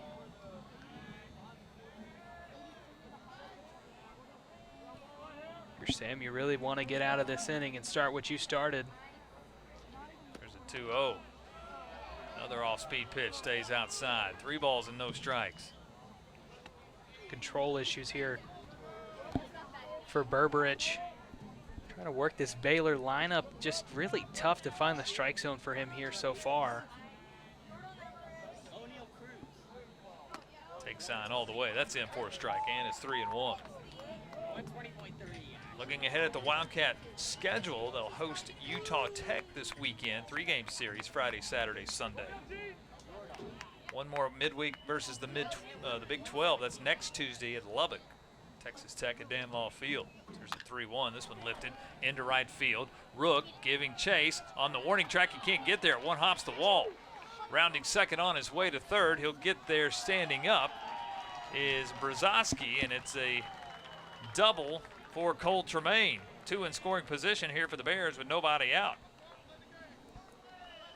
And going the opposite way here. We've seen 3 opposite, or all the hits into right field. 2 have been opposite field. Second, third, nobody out. Yeah, really tough deal for Sam Burbridge right here.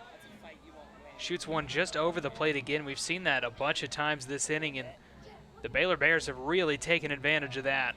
Runners on second and third now, both in scoring position, and working your way to the bottom of the Baylor lineup that's been so good. And first pitch swinging here, Cortland Castle. He'll ground out 6-3 as Park goes ahead and gets the out, but it does work as an RBI. It's coming in to score is Brzezowski. And the Bears have inched back to a 1-run game. It's 8-7 Wildcats. Really quick attack right here, maybe trying to get Sam off his rocker and ensure that you get that run in, and now you've got Tremaine on third. And pinch hitter here in the 8th spot. John Sicoli's night has come to an end. And batting is Kason Newman. Hello, Newman. First pitch lifted foul. Newman on the year, the left-hander who comes in. This is his 20th game that he has appeared in. 133 the average, 4 hits and 30 at-bats. Does have 3 RBIs to his name. Here's the 0-1. Speed pitch. Backdoor breaker in for a strike.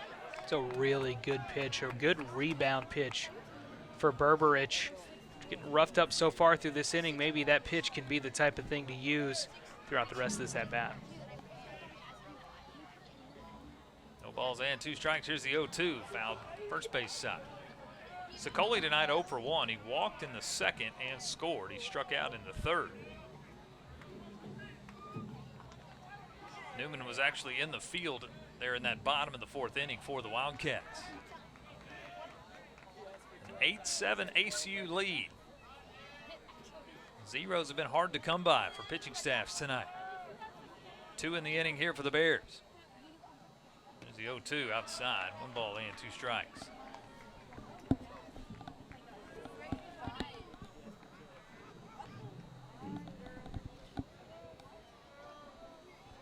Wildcat defense will give up the tying run right here on a ground ball. They play deep around the infield. There's a 1-2, swung on and missed for strike 3. Newman down on strikes. That's a big second out here at the top of the 5th. Absolutely massive, Andy. And boy, that pitch is hard to hit, especially when that Berberich delivery comes off the mound. That one really plays with you coming off that uneven plane that the mound is. So a really good pitch gets a strikeout, and 2 outs now in this inning. You've got that tying run on third, and you got to start to feel a little bit better if you're Sam Berberich about getting out of this jam. There's Caleb Bergman, first pitch swinging, fouls it out. Right side of play.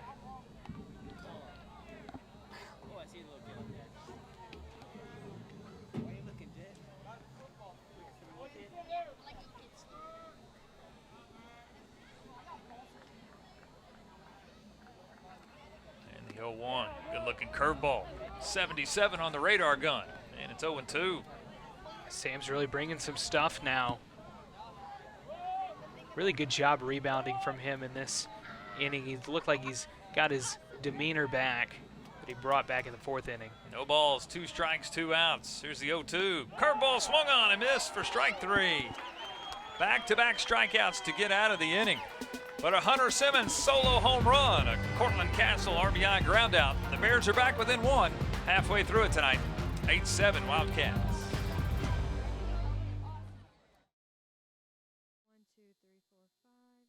Halfway through the contest tonight. Wildcats an 8-7 lead. Offensive plenty for the 2 teams, the Wildcats and the Bears. And ACU will come up here. Grant Golem stays on the mound here for Baylor, his 2nd inning of relief.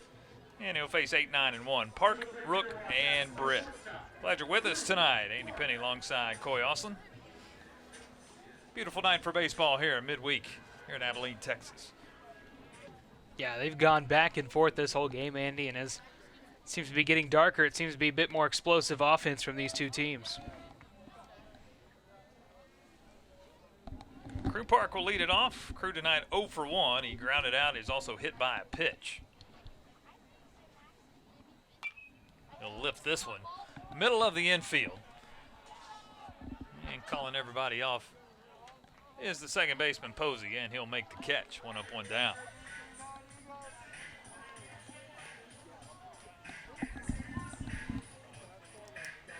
Wildcats tonight have scored 5 of their 8 runs with 2 outs. 2-out rally in the 3rd, scored 3 runs. 2-out rally in the 4th, scored 2 runs as well. There's Holden Rook 1 for 2. He had a 2-run single back in the 3rd.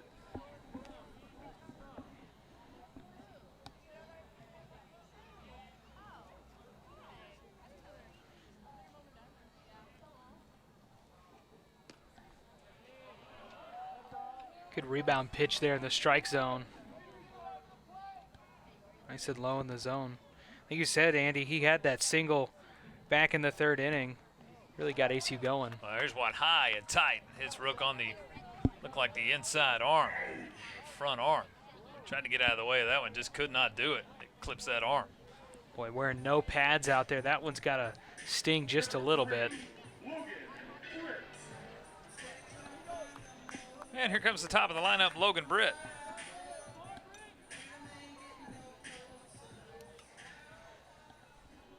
Britt tonight officially 1 for 2. He's walked and scored and singled.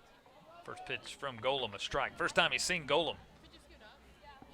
First 3 were all against Helton. First 3 plate appearances. Golem starting really aggressive with that strike. There's a high chopper charging both the shortstop and the third baseman. Throw over to first in time.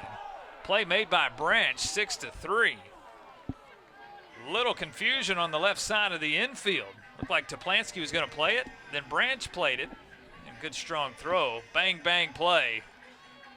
And looked like the stretch from Newman was able to get Britt. Boy, what a close play. No question on that one, and they're going to continue playing. And Logan almost had a multi-hit game, but unfortunately doesn't get the call. There's Grayson Tatro. Tatro tonight's walked twice. Wildcats with 8 runs tonight. It's the first time they've scored 8+ since April 14th. That was against Grand Canyon. A 16-14 win. They've gone 9 consecutive games with 7 runs or less. Offense has been hard to come by, but looks good here tonight. There's a pitch to Tatro. Ground ball too short again. Branch scoops it up. He'll throw over in time, and the side is retired. Bottom of the 5th is over. It's an 8-7 Wildcat lead. No runs, no hits, no errors. 1 left there in the inning. As we transition from the bottom of the 5th to the top of the 6th, we're going to go field level and visit with Carrie Johnston. Carrie, it's all yours. Thanks, Andy. With the end of the season coming close, every game matters, especially for ACU and Baylor, who have been struggling the past few games. ACU has lost 5 of their last 6 games, with their last conference series matchup win coming against Sacramento State in March. Meanwhile, Baylor has lost 6 of their last 7 games, with their last conference win coming against Oklahoma at the end of April. So it will be important for either one of these teams to win this game to help them get back on a winning track. Guys, back to you. Boggin.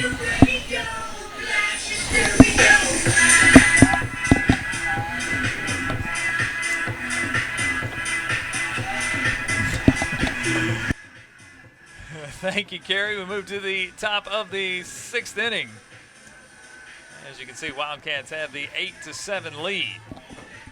New pitcher here on the mound for the Wildcats. It'll be the 4th arm that Rick McCarty has sent out to the bump.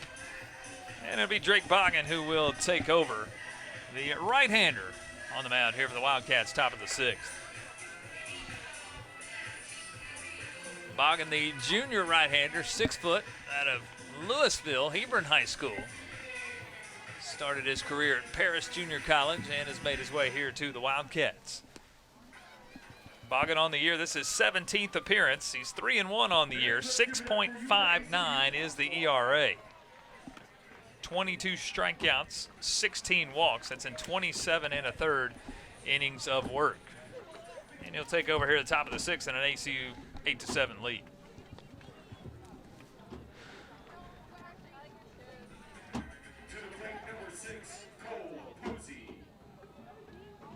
A lot of right-handers being used tonight by ACU. Anderson, Berberich, and Boggin are all righties, so going by the book. Top of the lineup here for the Bears, and Cole Posey, the second baseman. First pitch is a strike. Posey tonight's been on the base pass all 3 times. He's 2 for 2. 2 singles, a hit by a pitch. He scored 2 runs. Curveball swung on and missed. And it's quickly 0-2.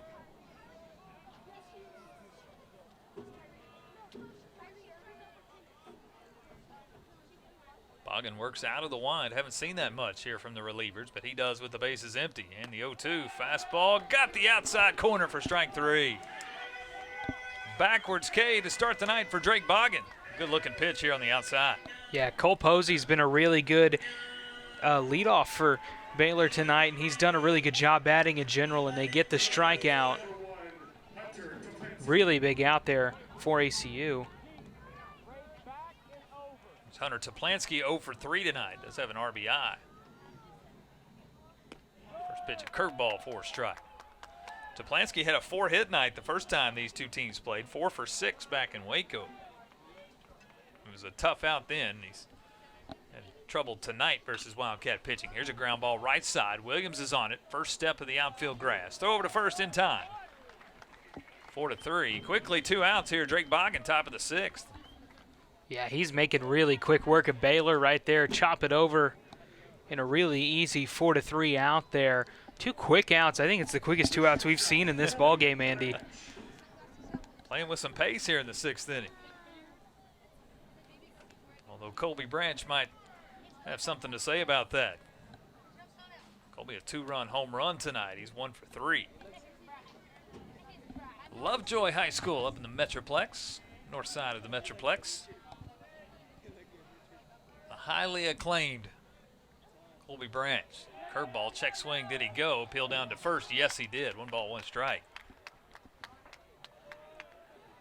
Branch does not like that call. Let's take a look here. Ooh, he went close. And Boggin gets strike. Yeah, Boggin gets the call. It's 1-1. Ball fouled off right side. 1 ball and 2 strikes. Branch leads the Bears with 17 multiple hit games this year. Already the home run tonight, the 2-run home run back in the 2nd. Boggin trying to have a 1-2-3 top of the 6th. Here's a 1-2. Curveball swung on and missed for strike 3. 2 Ks in the inning for Drake Boggin. Good looking pitch there for strikeout number 2. Wildcats an 8-7 lead. We'll move to the bottom of the 6th.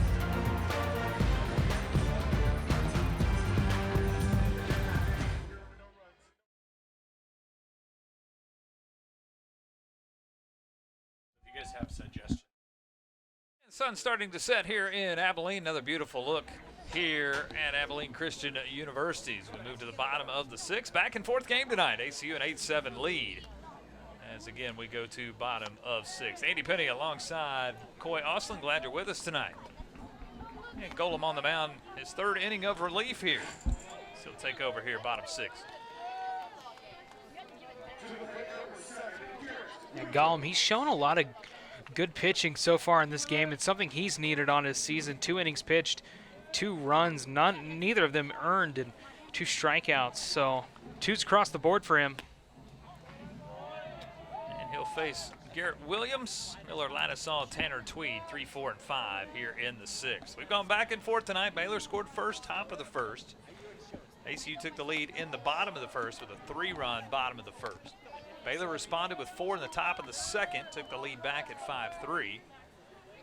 ACU then with 3 in the bottom of the 4th, took the lead back at 6-5, stretched it to 8-5. Bears back here to 8-7. Here's another ground ball. Colby Branch has been busy tonight. Another throw over to first in time. That's 3 consecutive 6-3 putouts dating back to the 5th inning. One up, 1 down.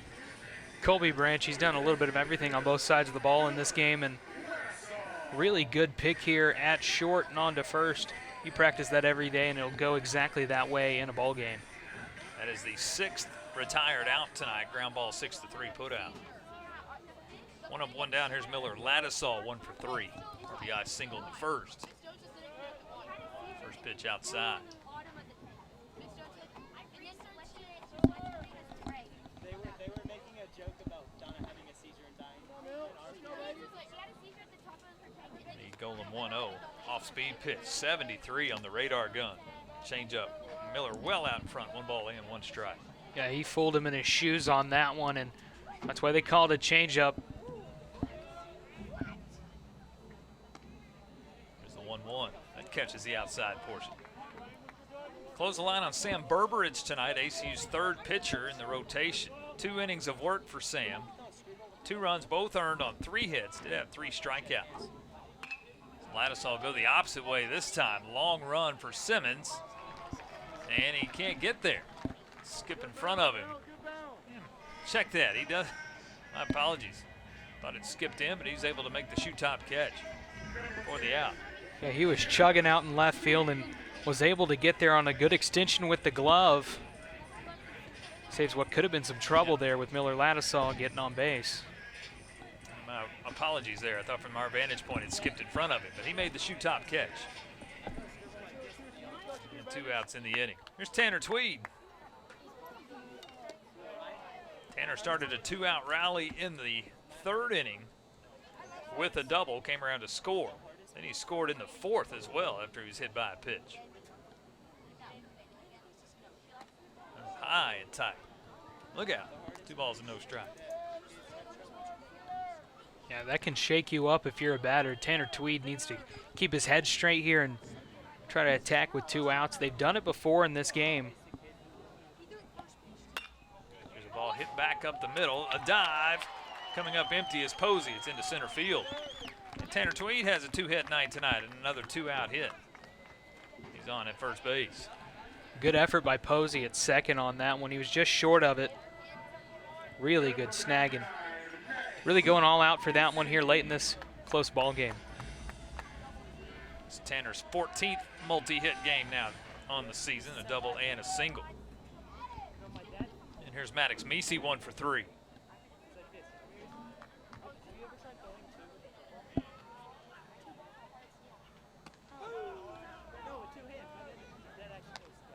It's inside for a ball. Pitch count for Golem, he's at 35, so.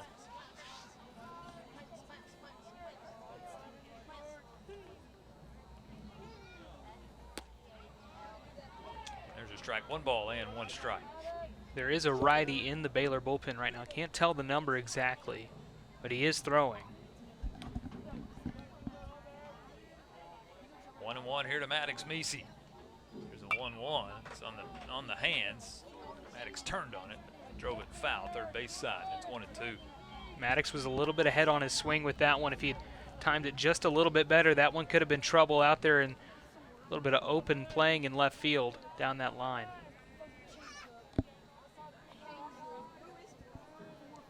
Golem looks for his 3rd strikeout tonight. 1 ball and 2 strikes to Maddox Meese. Here's the 1-2. That's on the inside. It's a hit by pitch. And another 2-out little rally starting here for the Wildcats as Tweed will go to second. Meese now at first. 2 on, 2 out for Jake Skaggs. Yeah, when they had that 2-out rally all the way back in the 3rd inning, it was this part of the order that got it going. Tanner Tweed got on base, then Maddox Meese got on base. Really lethal through and through in this ACU batting order.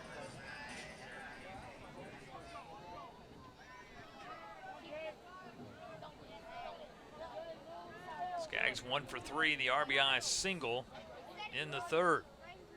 First pitch here, lifted, left side of the infield, long run. Branch trying to get up underneath it. He'll call off the 3rd baseman Toplansky and make the catch. And the side is retired. 6 complete here in Abilene. ACU hanging on to that 8-7 lead.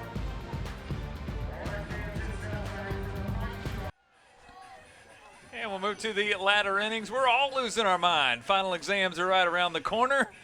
Everybody going a little stir crazy here at the ballpark tonight. Let's go to the blue dot. Yep, blue dot gets the win here. 8-7, we move to the top of the 7th. Did you have your money on the blue dot there, Coy? Yeah, I've always got my money on that blue dot, Andy, and always quick with it. Oh, yeah. Final exams right around the corner for these guys. And props to these guys on the baseball diamond. Student athletes. It's not easy being a student athlete, but they're doing it. Here are both of these universities here, ACU and Baylor. We move to the latter portion tonight, top of the 7th. Wildcats hanging on to the 8-7 lead. Drake Boggin out for his 2nd inning of relief.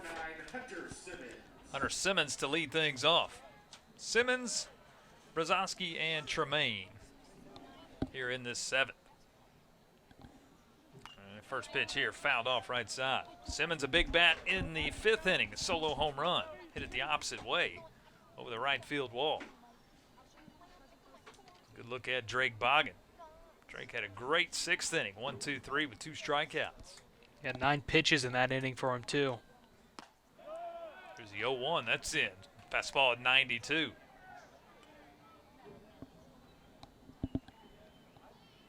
Simmons, another DFW product out of Mansfield. Here's the 0-2 from Boggins. Curveball swung on and missed for strike 3.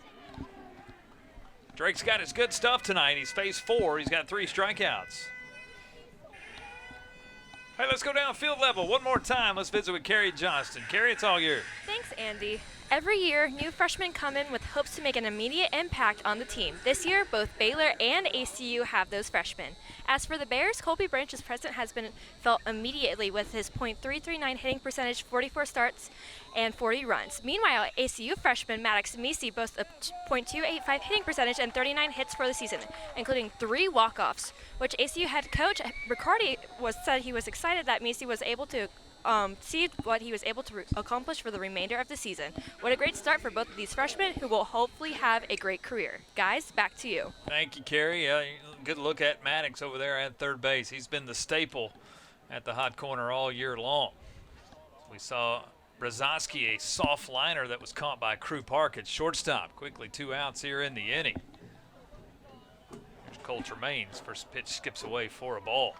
Boy, he fouled that one into the bleachers on a bunt attempt. What?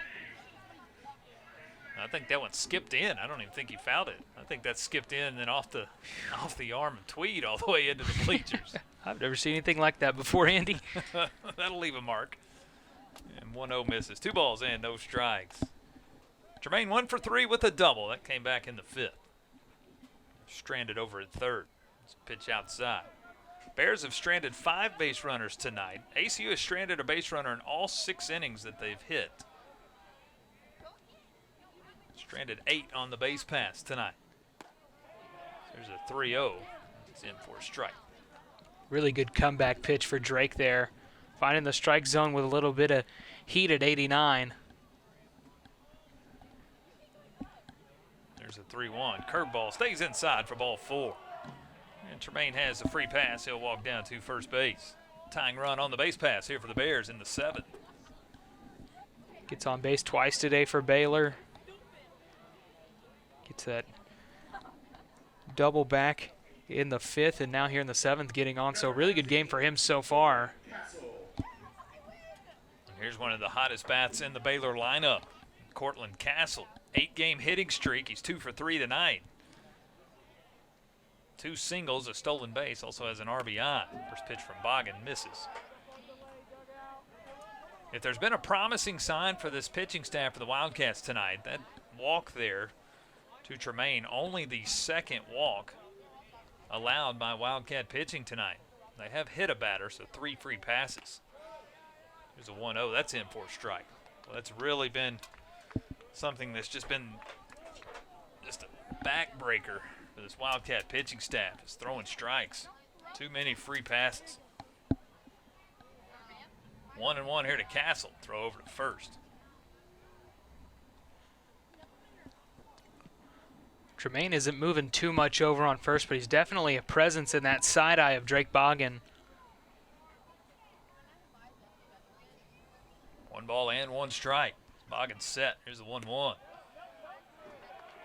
Joe Landine, the home plate umpire, calls that strike number 2. Quick turnaround for the Bears. Are back at home tomorrow night hosting Texas A&M Corpus Christi. It's a 6:30 first pitch from Baylor Ballpark, Farrell Field there at Waco. 11 games in the month for Baylor. 8 of them are non-conference. Starting tonight here in Abilene. 1 ball, 2 strikes. Here's the 1-2. Curveball skips away from Tweed. He'll get back to the backstop. Tremaine in scoring position now with 2 outs. He's out at second.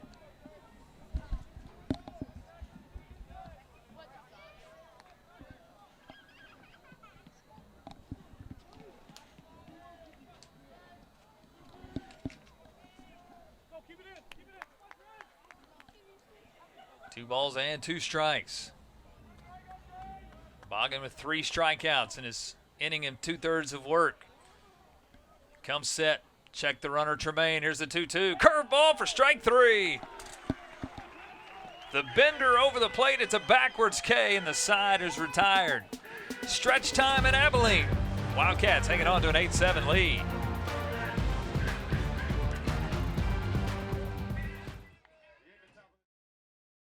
We move to the bottom of the 7th. The pitcher's duel is broken out here in the last few innings. ACU hanging on to that 8-7 lead. And Grant Golem coming out for his 4th inning of work. He's been pretty solid here for the Bears. They'll try to keep this a 1-run game. Yeah, we talked about it. He's highest this season, 3 innings pitched for him. He's done that in this game. His highest pitch count, 48 pitches this season. He's at 40 right now, so he's really pushing his numbers right now. But he's really come out and done good, Andy, so I'm really impressed to see what he can bring this inning. 1 hit, 2 strikeouts, 2 runs, both those unearned. Crew Park to lead it off here in the bottom of the 7th. Park, Rook, and top of the lineup, Britt. 8, 9, and 1. 8 runs, 8 hits for the Wildcats. 7 runs, 9 hits tonight for the Bears. Pitch in for a strike. Park 0 for 2 tonight. He was hit by a pitch.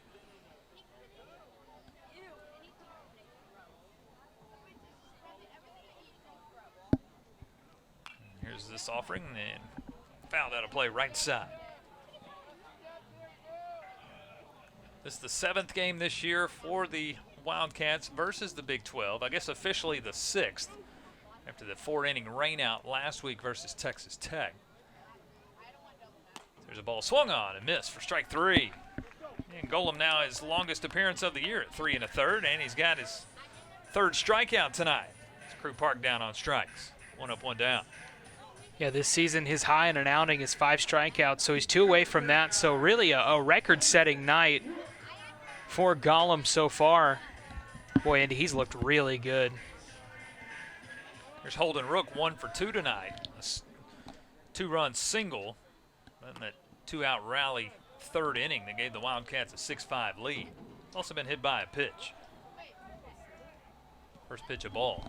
Again, the 6th game this year for ACU versus the Big 12. They're currently 2 and 3 on the year. There's a ball lifted right side, tailing, and we'll go foul. 1 ball, 1 strike. Wins versus Oklahoma and Baylor this year. Losses to Texas and 2 losses and a home to TCU. Again, the game last Tuesday versus Texas Tech here in Abilene, ACU had a 6-0 lead bottom of the 4th before the skies opened up. The lightning came and the rains fell. And the game was postponed at the time. So here's a 1-1. Rook will lay down a bunt, but he does it right off the front of the mound. Golem will make the play, 1-3 on the putout. And 2 outs. So conversation about last Tuesday. What is the deal? We don't know yet. ACU goes to Lubbock next Tuesday. Next week's the midweek in Lubbock. So the conversation has been, do we finish the game that was being played last week? It wasn't an official game yet. 6-0 ACU, bottom of the 4th. Or do we finish it, or do we just wipe it clean? We shall see. Pitching change here for the Bears. 2 outs, bottom of the 7th. ACU an 8-7 lead. We'll tell you about the new pitcher that is coming in. 3rd pitcher of the night here for the Bears. As Coach Thompson will go to another right-hander here. Taking over on the mound is Brett Garcia. Garcia out of California, the 6'2 junior, the right-hander. And he'll take over here. Bases empty, 2 outs, bottom of the 7th. Yeah, 9 ERA this season for him in 17 innings pitched, and that's, you look at this close ball game and you go, why bring in someone with those numbers? Well, career for Brett Garcia versus ACU, 2 appearances. He's gone 6 innings, no runs for him. So, in 2 appearances versus ACU over those innings, he's looked pretty good, especially this year, 3 innings with no runs. So, late inning decision here. Interesting call, Andy, like we talked about in the break. Going for another righty, maybe a pitch count deal. A chance to close the door here on Wildcat bats, who have gone quiet. They put up zeros in the 5th and the 6th, and now 2 outs here in the 7th. That's kudos to Grant Golem, his longest outing. We can close the book on the righty Golem. 3 2/3 innings of work. 2 runs, they were both unearned. 3 strikeouts, no walks, 47 pitches for Golem. He'll hand it off again here to the righty Garcia. Top of the lineup, Logan Britt. First pitch, a curveball outside. Britt tonight 1 for 3. Walked and scored in the first, singled in the second. 2 groundouts since then for a 1 for 3 night. There's a Garcia fastball down low. 2 balls and no strikes. Wildcats have done their damage with 2 outs tonight. 5 of the 8 runs with 2 outs. There's a swing and a miss, and it's 2-1. Had a whole host of hits too with 2 outs tonight, so they've been known to do damage.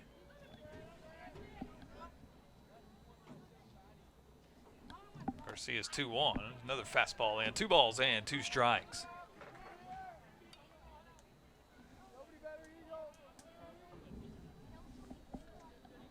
Garcia trying to come in and close the door. 2 balls, 2 strikes, 2 outs. He's into the wind. The kick, the 2-2. Fastball lifted foul right side.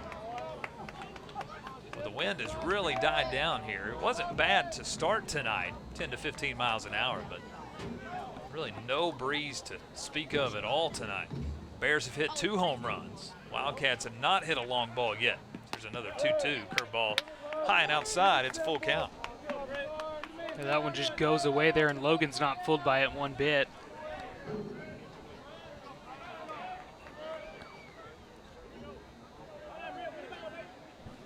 Garcia, big size. He's got the one he likes. The payoff pitch to Logan Britt. Fastball stays low for ball 4. Logan Britt, a 2-out walk. He's on the base pass for the 3rd time tonight. Yeah, 2nd walk of the game for Logan Britt. There was a lot of patience in this at-bat.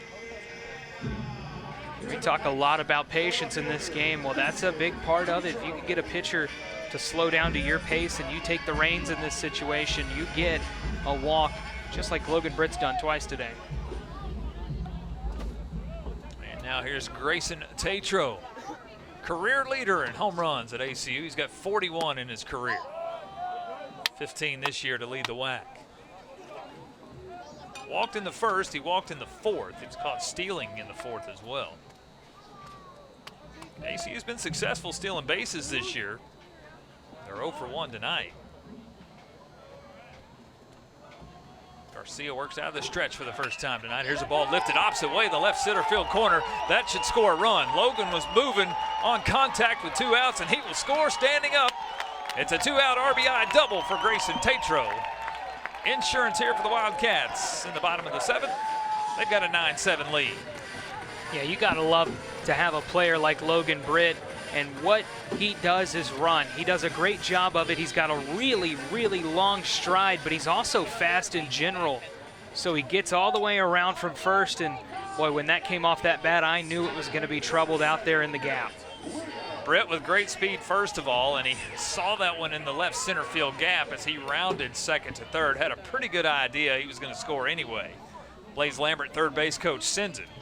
And he scores again standing up. First RBI tonight for Tatro. He leads the team in that category. That's RBI number 49. There's Garrett Williams, has 2 RBIs tonight, a 2-run double, that back in the first. And drops to the number 3 spot in the lineup. He's led off all but 8 games, all but the first 8 games. Dropped to the 3 spot tonight. He'll lift this one into center field. Bergman, a few steps to his left, he'll make the catch, and the side is retired. A 2-out RBI double for Grayson Tatro. 6 of the 9 runs have been scored with 2 outs tonight. ACU's got a 9-7 lead.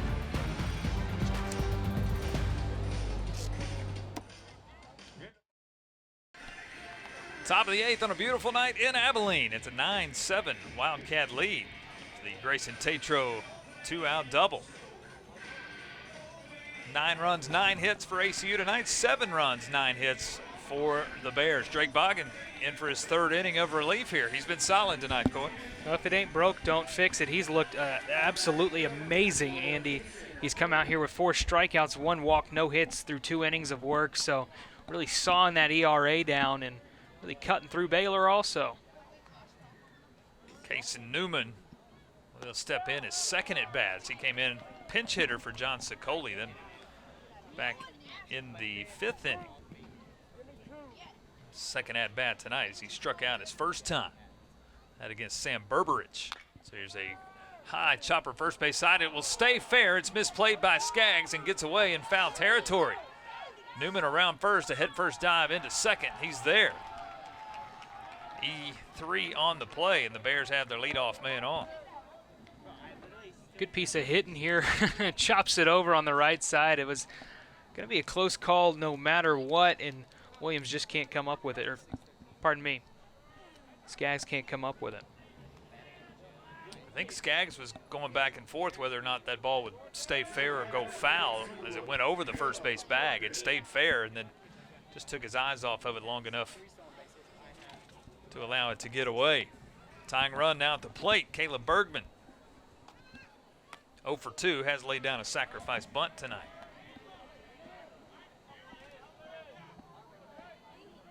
Both teams have led 2 different times tonight. The Bears scored first. ACU then took the lead, bottom of the first, a 3-1 lead.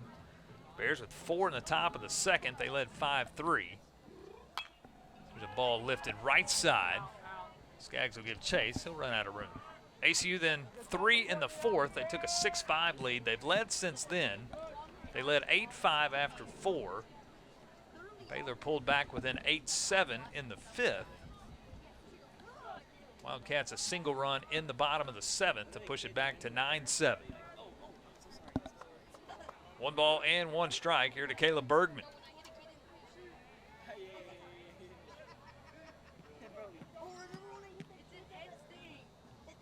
Here's a 1-1. Catches the outside corner. Bergman didn't like the call. 1 ball, 2 strikes. Yeah, painted the corner with that pitch low in the zone.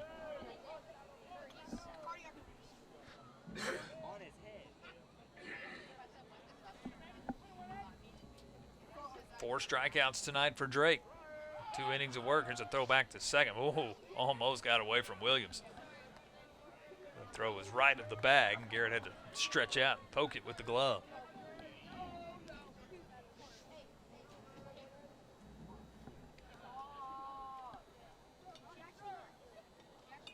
One ball and 2 strikes. Here's the 1-2. Fastball lifted into right field. Rook, few steps in. He'll get up underneath it.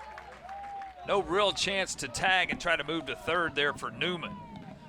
And that was such a hard liner out to right. He had to make his way back to the bag to tag anyway. So he'll retreat back to second. Line out to 9 for the first out here, the 8th.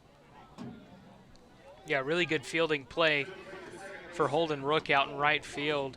No tag opportunity like you said. Could have danced around a little bit and tried to mess with Rook, but there's no reason to do that with 1 out and a runner on second. Cole Posey, top of the lineup, 2 for 3 tonight. Singled, scored in the first. RBI single, scored in the second. First pitch swinging here, lifts one into center field. Logan Britt, a few steps to his left. He's in the left center field alley, and he'll make the catch. And again, retreating back to second is Newman. Fly out to 8 for the second out of the 8th. Yeah, ACU's done a good job holding him on second. If you field quickly and have an arm, well, like Tatro, Britt, and Rook, all 3 of them do. And here's Hunter Toplansky, 0 for 4 tonight. Strikeout, 3 ground outs, all to the right side of the infield. The pull hitter. First pitch here, this one drilled into right field. Rook, a long run. He won't get there on a dive. It'll one-hop the wall.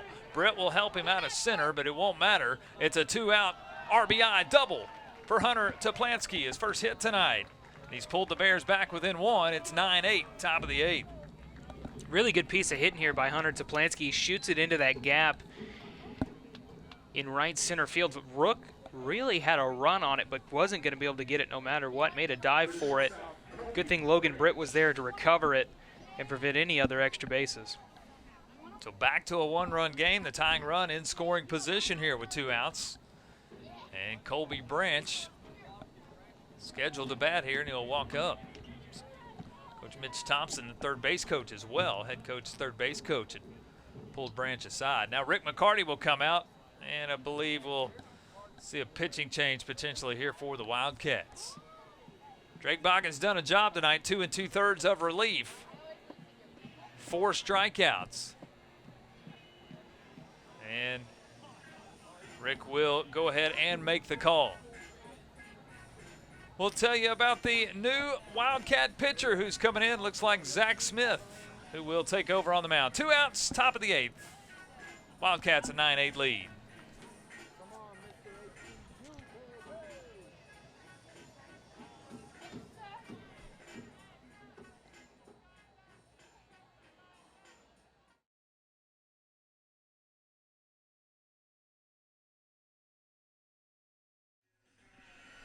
Call to the bullpen here for the Wildcats. A 9-8 game, 2 outs, top of the 8th. And Coach Rick McCarty's going to go to the local product out of Wiley High School in Abilene. Zach Smith to take over here on the mound. Zach's been impressive here as of late. Got the win on Saturday in extra innings versus Cal Baptist. And he'll come in a high-pressure situation here. Tying run at second base, 2 outs, top of the 8th. Yeah, Zach Smith, he's had really high numbers historically if you go back and look at his collegiate career, but this year he's really turned on the Jets, Andy. We've seen it through and throughout with a guy like this. He's coming to ball games and he's locked down the game. 3.80 ERA this season in 23 2/3 innings. That's the most innings he's pitched in a season. 25 hits, only 10 earned runs so far for him. 4 saves. Like you said, he's got 2 wins on the season.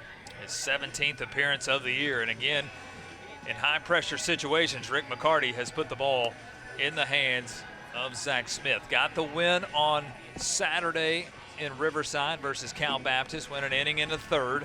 That into extra innings. Struck out the side in the bottom of the 10th to get the win versus the Lancers. Longest outing of the year, 4 2/3. That was against Grand Canyon, a game he came in the 8th inning and pitched all the way into the 12th. Before Grand Canyon scratched across 2 in that 12th inning to win 6-4. Toplansky at second base. He's the tying run for the Bears. Colby Branch at the plate. 1 for 4 tonight, but the one was a 2-run bomb over the left field wall. 2-run home run. First pitch from Smith to Branch. He's in for a strike at 86.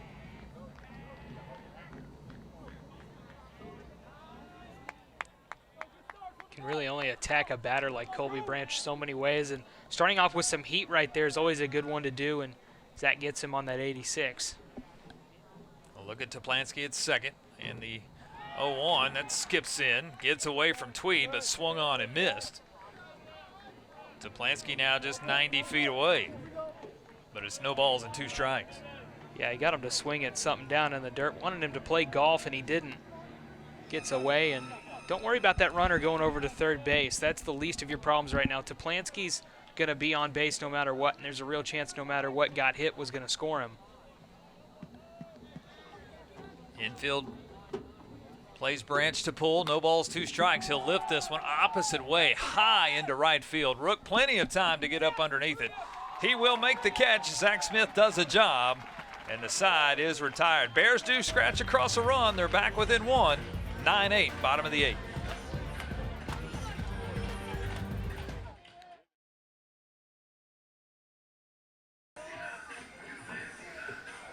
Bottom of the 8th. ACU hanging on a 9-8 lead. Chance for some insurance here with 3 outs to work with. Miller Ladisaw to lead it off. First pitch from Garcia stays up high for a ball. 9 runs, 9 hits tonight for the Wildcats. 8 runs, 10 hits for the visiting Bears. Ladisaw go the opposite way, but foul. 1 ball in, 1 strike. Miller an RBI single well back in the first, 1 for 4.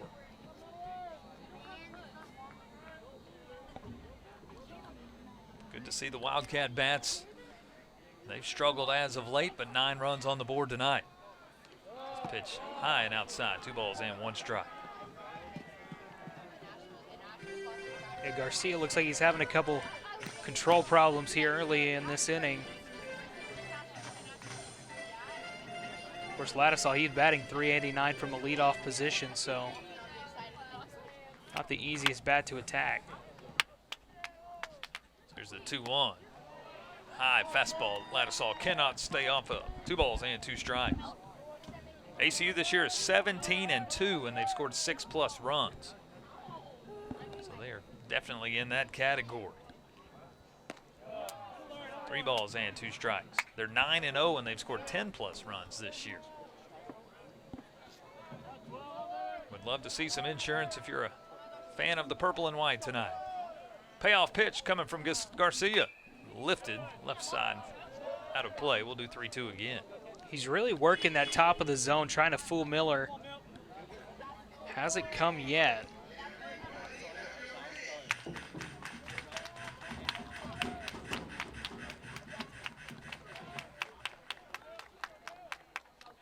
Garcia into the wind.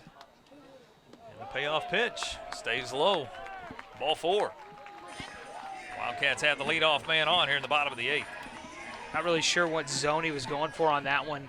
It just bounced in. He's trying to paint these, try to get some strikeouts, but ACU really looking to end this one, and we're going to have a mound visit here.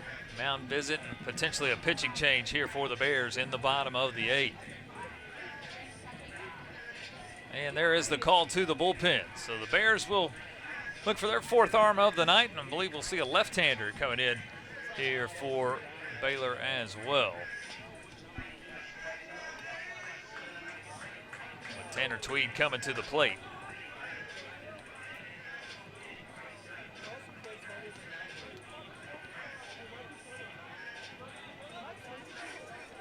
Just a situation here really for both teams down the stretch here. We'll tell you about the new pitcher after this timeout.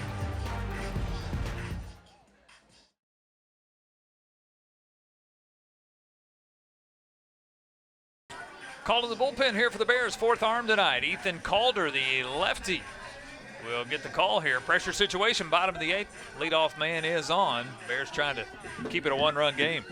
Yeah, Calder's 7.53 ERA this season, 1.82 WHIP.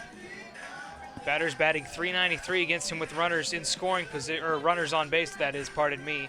But he's thrown 28 2/3 innings this year and got roughed up in his last outing versus West Virginia, gave up 2 runs in a third of an inning. So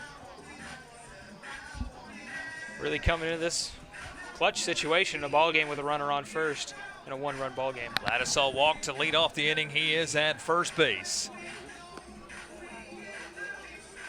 And Tanner Tweed coming to the plate. 2nd arm we've seen for the Bears tonight out of Lake Travis High School. The starter, Blake Helton, 5th-year senior out of Lake Travis. And now Ethan Calder, also out of Lake Travis High School. And Tanner Tweed coming to the plate. Lefty-righty matchup here. As Tanner will step up. Tanner tonight, he's got a 2-for-3 night going. Single, a double, hit by a pitch. He scored 2 runs. Chance here again with a runner at first, Miller Lattisaw. Calder will come set. And the southpaw will throw over to first, and Lattisaw back in. Wildcats have not stolen a base tonight. 0 for 1 on the base pass. 55 of 69 on the year. There's a ball by Tweed, hit into center field. That'll drop in for a base hit. Station to station here. Lattisaw will stop at second. Not a great jump. He had to make sure that it was going to fall in, and it does. It's a 3-hit night for Tanner Tweed. Runners at first and second, nobody out. Yeah, he really just grooved one down in the zone and shot it into center field. If that had been any other ball, it might have gone a little bit further and been an out, but a good piece of hitting there for Tanner Tweed. Gets runners on first and second for Maddox Meesey. Tweed's 3rd 3-hit game of the year. Of course, one of those versus Grand Canyon, a 3-home-run game. Baylor anticipating a bunt, and Meesey will show it as the corners play in. Maddox will pull the bat back, and the pitch misses there from Calder. Insurance needed here by the Wildcats, and the Bears understand that. So again, the corners play in, first step of the infield grass. Maddox will show bunt again. Calder the kick, and Maddox lays it down, third base side, and it's a good one. Calder will play it, throw over to first is in time for the putout. Runners do advance, 2 in scoring position with 1 out. Yeah, Calder and Toplansky were the only ones that saw that one. Castle and I think maybe Newman thought that one went back behind home plate, but a good fielding job by Calder on the mound. Runners advance, though, both into scoring position. Be a pinch hitter situation here for ACU. Yes, here comes Jack Nielsen. Nielsen will bat in the 7th spot here for Jake Skaggs. Nielsen, the freshman out of South Lake. Check that, the sophomore out of South Lake. Chance to do a job here with 2 in scoring position. And time called here. We might have another pitching change here for the Bears. Situational baseball here in the bottom of the 8th.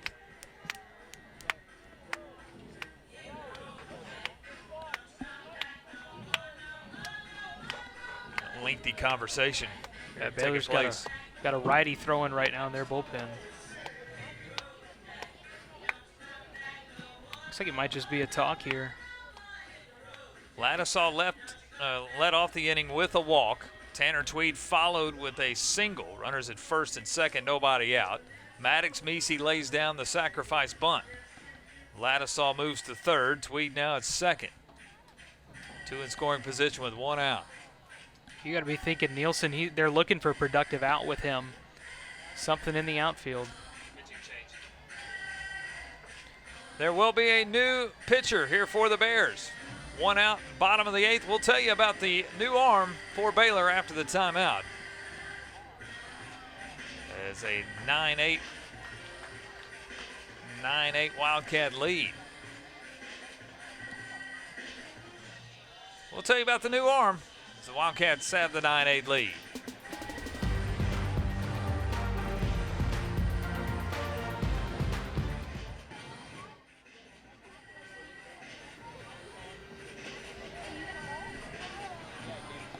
New arm here for the Bears with 2 in scoring position and 1 out. Baylor's giving the ball to the right-hander, Hamilton Oliver, to take over here. Oliver, the righty, the junior out of Cal Allen High School in Corpus Christi. Come in a pressure situation here, 2 on. In scoring position with 1 out. Yeah, this season, 5.40 ERA for him in 31 2/3 innings. 32 strikeouts to 17 walks for him. So that strikeout to walk ratio, that's a pretty good number for him. And Jack Nielsen coming in to pitch hit right here. This is going to be interesting. You know, Jack doesn't need to do anything extreme. A productive out would do a run for him. So we saw ACU scratch across 1 in the bottom of the 7th, which we called an insurance run because Baylor got it back top of the 8th to get it back to a 1-run game. So ACU trying to do the same here in the bottom of the 8th, get another insurance run. Pinch hitter here again. You see Jack Nielsen walking to the plate, the sophomore.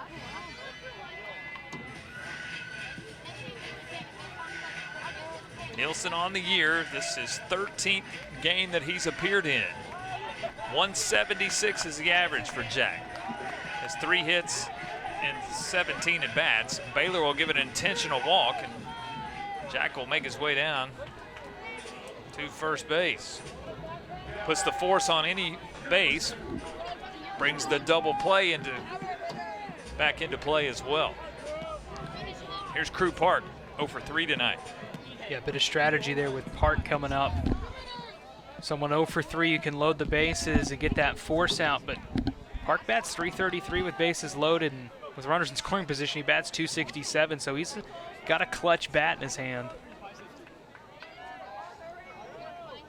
Ladisaw at third, Tweed at second, Nielsen now at first. With the bases loaded, first pitch to Park is a strike. Baylor defense, middle infield, plays about halfway in. They'll cut off home plate if they can. They'll also take a double play ball if they can. They'll play a few steps in, not deep in the middle infield. Shows the 0-1 to Park. Stays outside, 1 ball and 1 strike.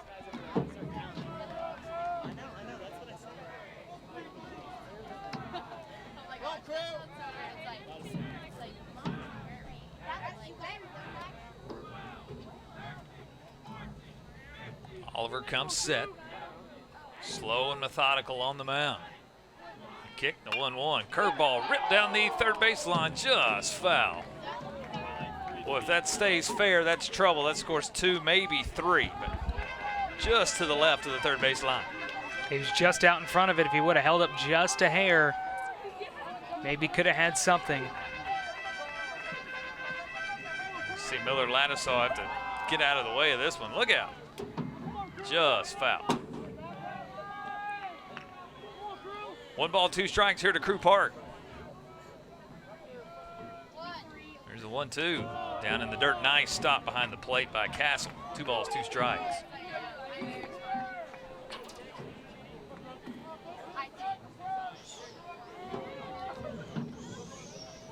Ladisaw at third. Tweed at second. Nielsen down at first after the intentional walk. 2 balls, 2 strikes here to Crew Park. Here's the 2-2.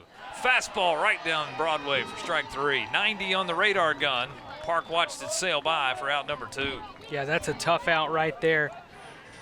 Paints the zone, but a good job behind the dish by Castle, framing that one up for a strikeout.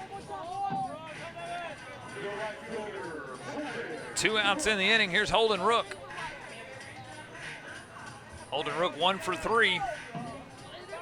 2-run single back in the third.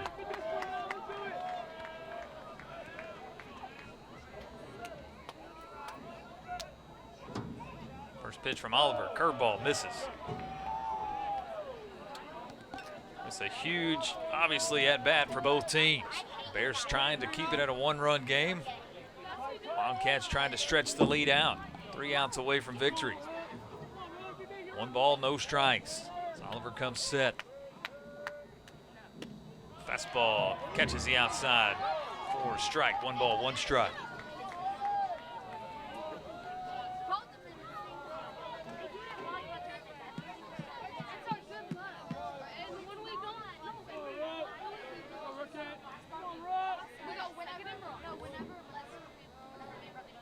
Here's a 1-1 curveball, swung on a miss. Good pitch there from Oliver. He's 1 strike away from getting out of trouble. ACU has stranded a runner in all 7 innings tonight. Got the bases loaded here with 2 outs. Oliver 1 strike away from getting out of it. 1 ball, 2 strikes. He'll come set. Rook's ready. The kick, the 1-2. This one lifted right side. It'll get out of play. We'll do 1-2 again.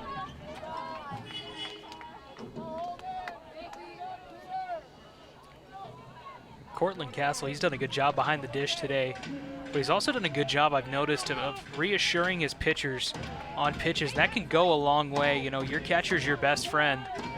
We saw it on that last pitch. They got that 2nd strike before that foul ball, so see what he can do. 1 ball, 2 strikes. There's the kick, the 1-2. Curveball lifted. It will get out of play as well. Gate chase on the right side, but it was well out of play. We'll do 1-2 again.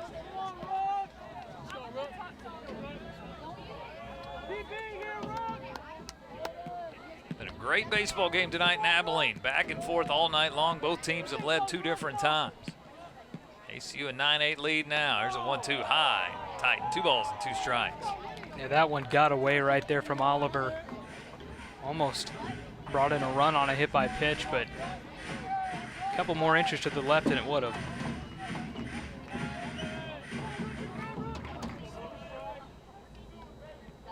Two balls and 2 strikes. There's the 2-2. Curveball swung on and missed. Oliver wins the battle with he and Holden Rook back-to-back strikeouts. Keeps it a 1-run game. We'll move to the top of the 9th. ACU a 9-8 lead.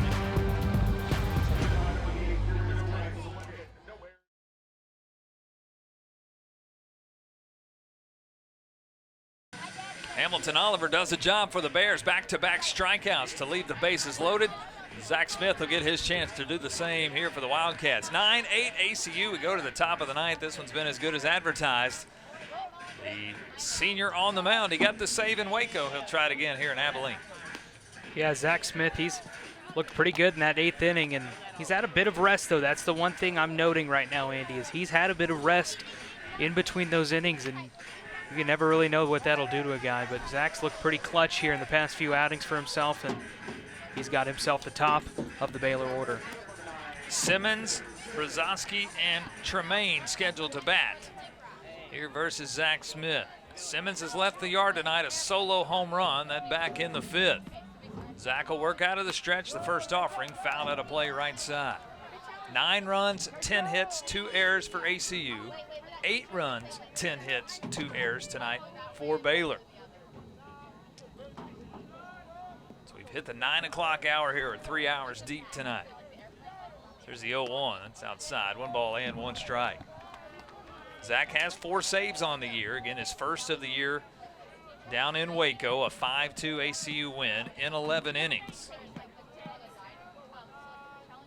Picked up the victory on Saturday versus Cal Baptist in extra innings. 1-1 outside, 2 balls and 1 strike. 6th year senior Zach Smith, a medical red shirt, a COVID year. He's stuck with the program. He's been here longer than head coach Rick McCarty in his 5th season. There's a 2-1, ground ball left side, long run. And Park comes up empty. It's into left field for a leadoff single. Hit number 11 tonight for the Bears. They've got the leadoff man on, the tying runs on the base paths. Yeah, Simmons, he's been a good bat for Baylor today, and I'd love to see what he's brought. Gets back on here in the top of the 9th. And it's a slow train back in, but definitely a doable situation. Now do you play small ball with Brzezowski, or do you let him swing away? Time will tell. Corners play in here for the Wildcats. Smith, first pitch, swung on, fouled. So swinging away here is Brzezowski. He's 1 for 3 tonight, a single and a run score, then back in the 5th. Check that, 1 for 4 tonight. Wildcat defense anticipates a pull. They play a few steps to the right in the middle infield. Park plays up the middle, a few steps left of the second base bag. 0-1 misses outside, 1 ball, 1 strike.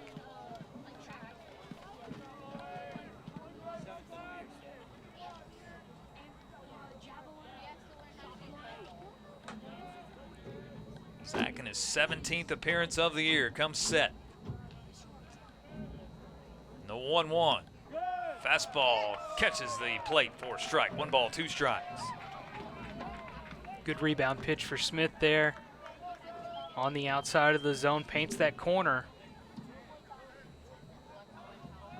Works ahead in the count here. 1 ball, 2 strikes. Here's the 1-2. This one lifted. Shallow center field. Out is Park, the second baseman. He will make the catch. Britt, a long run in. The outfield's playing no doubles defense. But that ball popped up a mile high, gave Park plenty of time to get up underneath it and make the catch. This is a big out right here with the runner on first here in the 9th. Can work a force out, maybe a ground ball right here. You can get out of this game, but Baylor's got that 1 runner on first. Here's Cole Tremaine. He's 1 for 3 tonight. Double in the 5th. He also walked in the 7th. He's been stranded both times. Smith's first offering fouled at the plate. And it's 0-1. Tremaine came out swinging here. That was a big swing on that ball. Maybe trying to set a tone here. Baylor led 5-4 after 2. Wildcats with 3 in the 3rd. Took the lead. They extended it out to 8-5. Baylor back within 1 run twice tonight, 8-7 and 9-8. So there's a fastball in for a strike, and it's 0-2.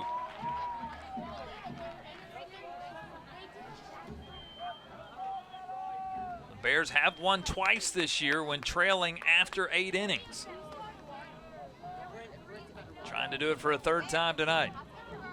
Smith ahead in the count.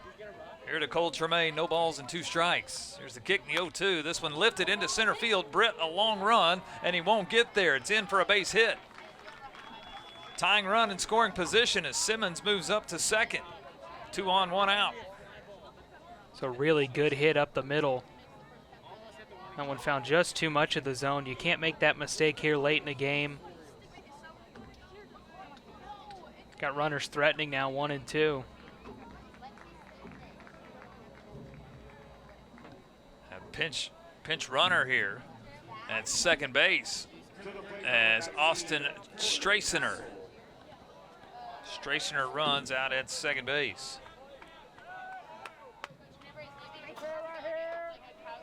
Cortland Castle at the plate, 2-hit night tonight. He's 2 for 4. First pitch from Smith, skips in. Nice stop by Tweed, keeps it out in front of him. Coach Thompson goes with speed now with the runner in scoring position. Straciner at second. Tremaine at first. Castle singled and scored in the second, singled in the third. A ground out and a strikeout since. There's a 1-0. This one put into play. Could be 2. Park to Williams. Over to first. Not in time. As Williams was taken out at second base. It's a fielder's choice for Castle. He's on at first, but a second out here in the inning. Yeah, a lot of fans voicing their displeasure with this play at second, but he had time to throw. It was very close to being a ball game, and Rick McCarty throws his hands up. Yeah, I think Coach McCarty's asking for an explanation. Williams was taken out hard by Tremaine sliding into second base. Coach McCarty trying to ask for runner interference on the play. But it's a quick explanation here. Rick seems okay with the explanation he gets from the umpire. 2 outs in the inning, runners on the corners, tying run now at third base. Kason Newman 0 for 2 tonight. Struck out, reached on an error, and scored that in the 8th.